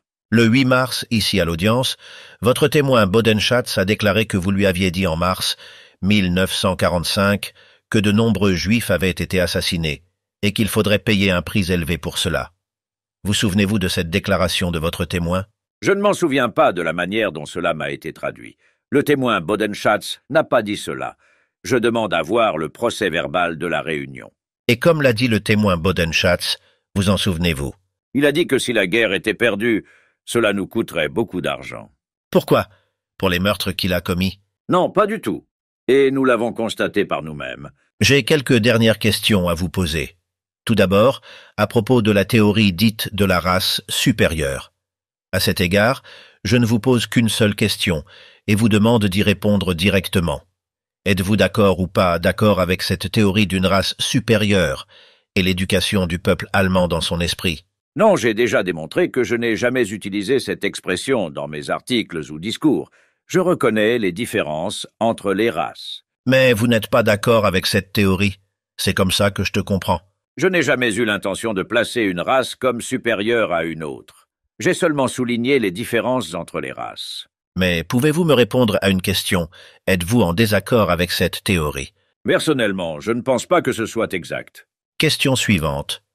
Vous avez déclaré au procès que vous étiez en désaccord avec Hitler sur la conquête de la Tchécoslovaquie, sur la question juive, sur la question de la guerre avec l'Union soviétique, sur l'évaluation de la théorie de la race supérieure, sur la question de la fusillade de pilotes britanniques prisonniers de guerre. Comment expliquez-vous qu'en présence de divergences aussi graves, vous considériez possible de coopérer avec Hitler et de suivre sa politique? Ici, nous devons distinguer différentes périodes. Au moment de l'offensive contre la Russie, il ne s'agissait pas de divergence de principe, mais de divergence de fond, de temps. Vous l'avez déjà dit. Je vous demande de répondre à ma question. Je peux être en désaccord avec mon commandant suprême, je peux lui expliquer clairement mon opinion. Mais si le commandant en chef insiste sur son opinion, et je lui ai juré, la discussion est terminée. Vous n'êtes pas un simple soldat, comme vous l'avez dit ici. Il s'est également présenté ici comme un homme d'État. Je ne suis pas seulement un simple soldat, et précisément parce que je ne suis pas un simple soldat, mais j'occupais un poste si important, je devais donner l'exemple aux simples soldats en ce qui concerne le respect du serment. En d'autres termes, considériez-vous qu'il était possible, en présence de ces divergences, de coopérer avec Hitler? J'ai insisté sur ce point, et je pense que c'est exact. Mon serment n'a pas été prêté seulement pour les bons moments, mais aussi pour les mauvais moments, même si le Führer ne m'a jamais menacé et ne m'a jamais dit de m'inquiéter pour ma santé. Si vous pensiez qu'il était possible de collaborer avec Hitler, est-ce que vous, en tant que deuxième personne en Allemagne, vous considérez comme responsable des meurtres organisés et parrainés par l'État de millions d'innocents, même si vous êtes au courant de ces événements? Répondez brièvement, oui ou non. Non, puisque je n'en savais rien et que je n'ai pas ordonné leur exécution. J'insiste encore une fois, même en ignorant la connaissance de ces faits. Si je ne les connais vraiment pas, je ne peux pas en être responsable. Était-il obligé de connaître ces faits? Nous devons le résoudre. Je vous le demande, répondez à la question. Était-il de votre devoir de connaître ces faits? Dans quel sens suis-je obligé? Soit je connais les faits, soit je ne les connais pas. Tout au plus pouvez-vous me demander si j'ai été frivole parce que je n'ai rien cherché à savoir sur eux. Vous devriez mieux vous connaître. Des millions d'Allemands étaient au courant des crimes qui étaient commis, mais pas vous. Des millions d'Allemands ne le s'avèrent pas. Cette affirmation n'est étayée par rien. Vous avez déclaré lors du procès que le gouvernement hitlérien avait conduit l'Allemagne à la prospérité. Êtes-vous toujours convaincu que c'est le cas? Avant la guerre, oui. La catastrophe n'est survenue qu'après la perte de la guerre. Grâce à quoi vous avez conduit l'Allemagne à la défaite militaire et politique? Je n'ai plus de questions. Le procureur français souhaite-t-il poser des questions? Je demande à la Cour de m'autoriser à faire une très brève déclaration. Vous pouvez être sûr que vous aurez l'occasion de commenter ce sujet plus tard, mais je cherche maintenant si vous aurez des questions de votre part. Monsieur le Président, je termine. Le parquet français estime que les arguments présentés par la défense de l'accusé Göring n'ont pas réussi à dénaturer les preuves fournies. Vous pouvez être sûr que vous aurez l'occasion de faire des commentaires à ce sujet plus tard, mais je cherche maintenant si vous aurez des questions de votre part. Monsieur le Président, je termine. Le parquet français estime que les arguments présentés par la défense de l'accusé Göring n'ont pas réussi à dénaturer les preuves fournies. Les preuves et allégations incontestables que nous avons formulées n'ont pas été... Et d'équipement, ou la justice interne contre des agents, mais la division ne m'a pas présenté de rapport quotidien. Je ne vous ai pas entendu. Je suis désolé, votre honneur, j'aurais dû parler plus tôt. Je renvoie ces questions à la division Hermann Göring. L'accusé n'a pas été interrogé lors de l'interrogatoire principal sur cette affaire et, par conséquent, je n'en ai pas parlé en contre-interrogatoire parce que la question n'a pas été soulevée. Par conséquent, je trouve inadmissible de soulever cette question dans ce contre-interrogatoire. Vous vous souviendrez, sœur David, que la pratique dans les pays étrangers n'est pas la même qu'aux États-Unis et en Angleterre. Et bien qu'il soit parfaitement compréhensible que le docteur Stammer, en vertu des règles anglaises, ne puisse à aucun moment soulever cette question en contre-interrogatoire, nous sommes régis par une loi qui ne traite pas techniquement de toutes les questions de preuve. Je devrais peut-être vous poser quelques questions après le contre-interrogatoire, même si j'espère que cela ne sera pas nécessaire à la lumière de la déposition du témoin Kesselring. J'en suis conscient, mais je tiens simplement à préciser que l'accusation n'a pas du tout abordé la question parce qu'elle n'avait pas été soulevée auparavant. Non, ni en interrogatoire, ni en contre-interrogatoire, ou en interrogatoire. Sir David, j'ai déjà souligné que la question n'a pas été soulevée dans le témoignage d'Hermann Göring. Permettez-moi, à titre d'explication, de dire que je n'ai reçu le document qu'hier et que, par conséquent, je n'ai pas pu me prononcer sur cette question déjà soulevée par l'accusation. Mais si ma mémoire est bonne, le témoin lui-même, le maréchal Kesselring, a posé la question et la question était donc évidente et aurait pu être posée au cours de la question principale concernant l'accusé Göring. Il n'a pas fait référence à un document précis. Était basé sur le témoignage du maréchal Kesselring, qui a déclaré qu'il était exclu, je pense que c'est ainsi que cela a été traduit, qu'il était exclu entre la division Hermann Göring et l'accusé Göring, bien que la division Hermann Göring soit sous son commandement. Mais il n'y avait aucune documentation à ce sujet. Le témoin peut continuer, Monsieur le Président. Oui. La division sous mon commandement ne concernait qu'en termes de personnel, d'officiers et d'équipement, mais pas en termes de participation. Il ne recevait pas de rapports quotidiens, mais périodiques, sur les événements, les pertes, les mouvements. En général, c'était le type de communication qu'il avait avec la division. Il ne pouvait pas donner d'ordre pour leur utilisation au combat, car il était sous l'autorité de l'armée. Avez-vous reçu des rapports sur les événements de Civitello? Non, je n'ai pas reçu ce rapport. J'en ai entendu parler pour la première fois ici, grâce à une déclaration sous serment d'un général d'armée sous le commandement duquel se trouvait la division qui était responsable de ces questions et qui essayait de me transférer la responsabilité de la division, puisqu'elle portait mon nom. Votre attitude envers Hitler et votre influence sur lui ont été mentionnées à nouveau lors de l'interrogatoire. Pourriez-vous, s'il vous plaît, résumer les faits concernant les périodes individuelles qui sont nécessaires pour se faire une opinion sur cette relation? J'ai déjà souligné lors du contre-interrogatoire qu'il fallait tenir compte d'une longue période. En 1923, lorsque j'étais chef DSA, mon attitude était normale. Puis pendant longtemps, 1931, Avec la permission de la Cour, il me semble que les intérêts du temps entrent en conflit avec l'admissibilité du témoin à résumer. Vous avez la possibilité de répondre à n'importe quelle question aussi longtemps que vous le souhaitez. Il me semble qu'au moment où il éclaire à nouveau le sujet, et la question a déjà été abordée 4 ou 5 fois dans les questions qui lui ont été posées, cela devrait déjà avoir épuisé le sujet. La question du temps est complexe. Selon nos calculs, des calculs minutieux, prenant en compte les témoins, le procès durera jusqu'en août. Nous ne pouvons pas lui permettre de jouer ainsi son jeu en faisant des discours en contre-interrogatoire et en les résumant ensuite. Docteur Stammer, la Cour vous a autorisé à poser des questions qui, d'une manière générale, ne sont pas autorisées lors du réinterrogatoire, et je tiens à vous préciser que les questions autorisées lors de ce réinterrogatoire ne sont que celles qui découlent du contre-interrogatoire. Sur cette question, l'accusé Göring a été autorisé à faire de véritables discours lors de l'interrogatoire principal sans l'interrompre, et a couvert toute l'histoire du régime nazi jusqu'à la fin de la guerre. La Cour ne considère pas qu'elle soit libre de poursuivre dans la même direction dans ce nouvel interrogatoire. Monsieur le Président, je pose simplement la question parce qu'elle n'a pas été traitée en profondeur jusqu'à présent, et je crois qu'un examen approfondi et complet de cette question est nécessaire pour se faire une opinion sur l'attitude de le défendeur à ce moment-là, ce que je considère important pour le jugement de cette Cour. Cependant, si la Cour s'oppose à la question, je peux souscrire à la décision et retirer la question. J'ai une autre question.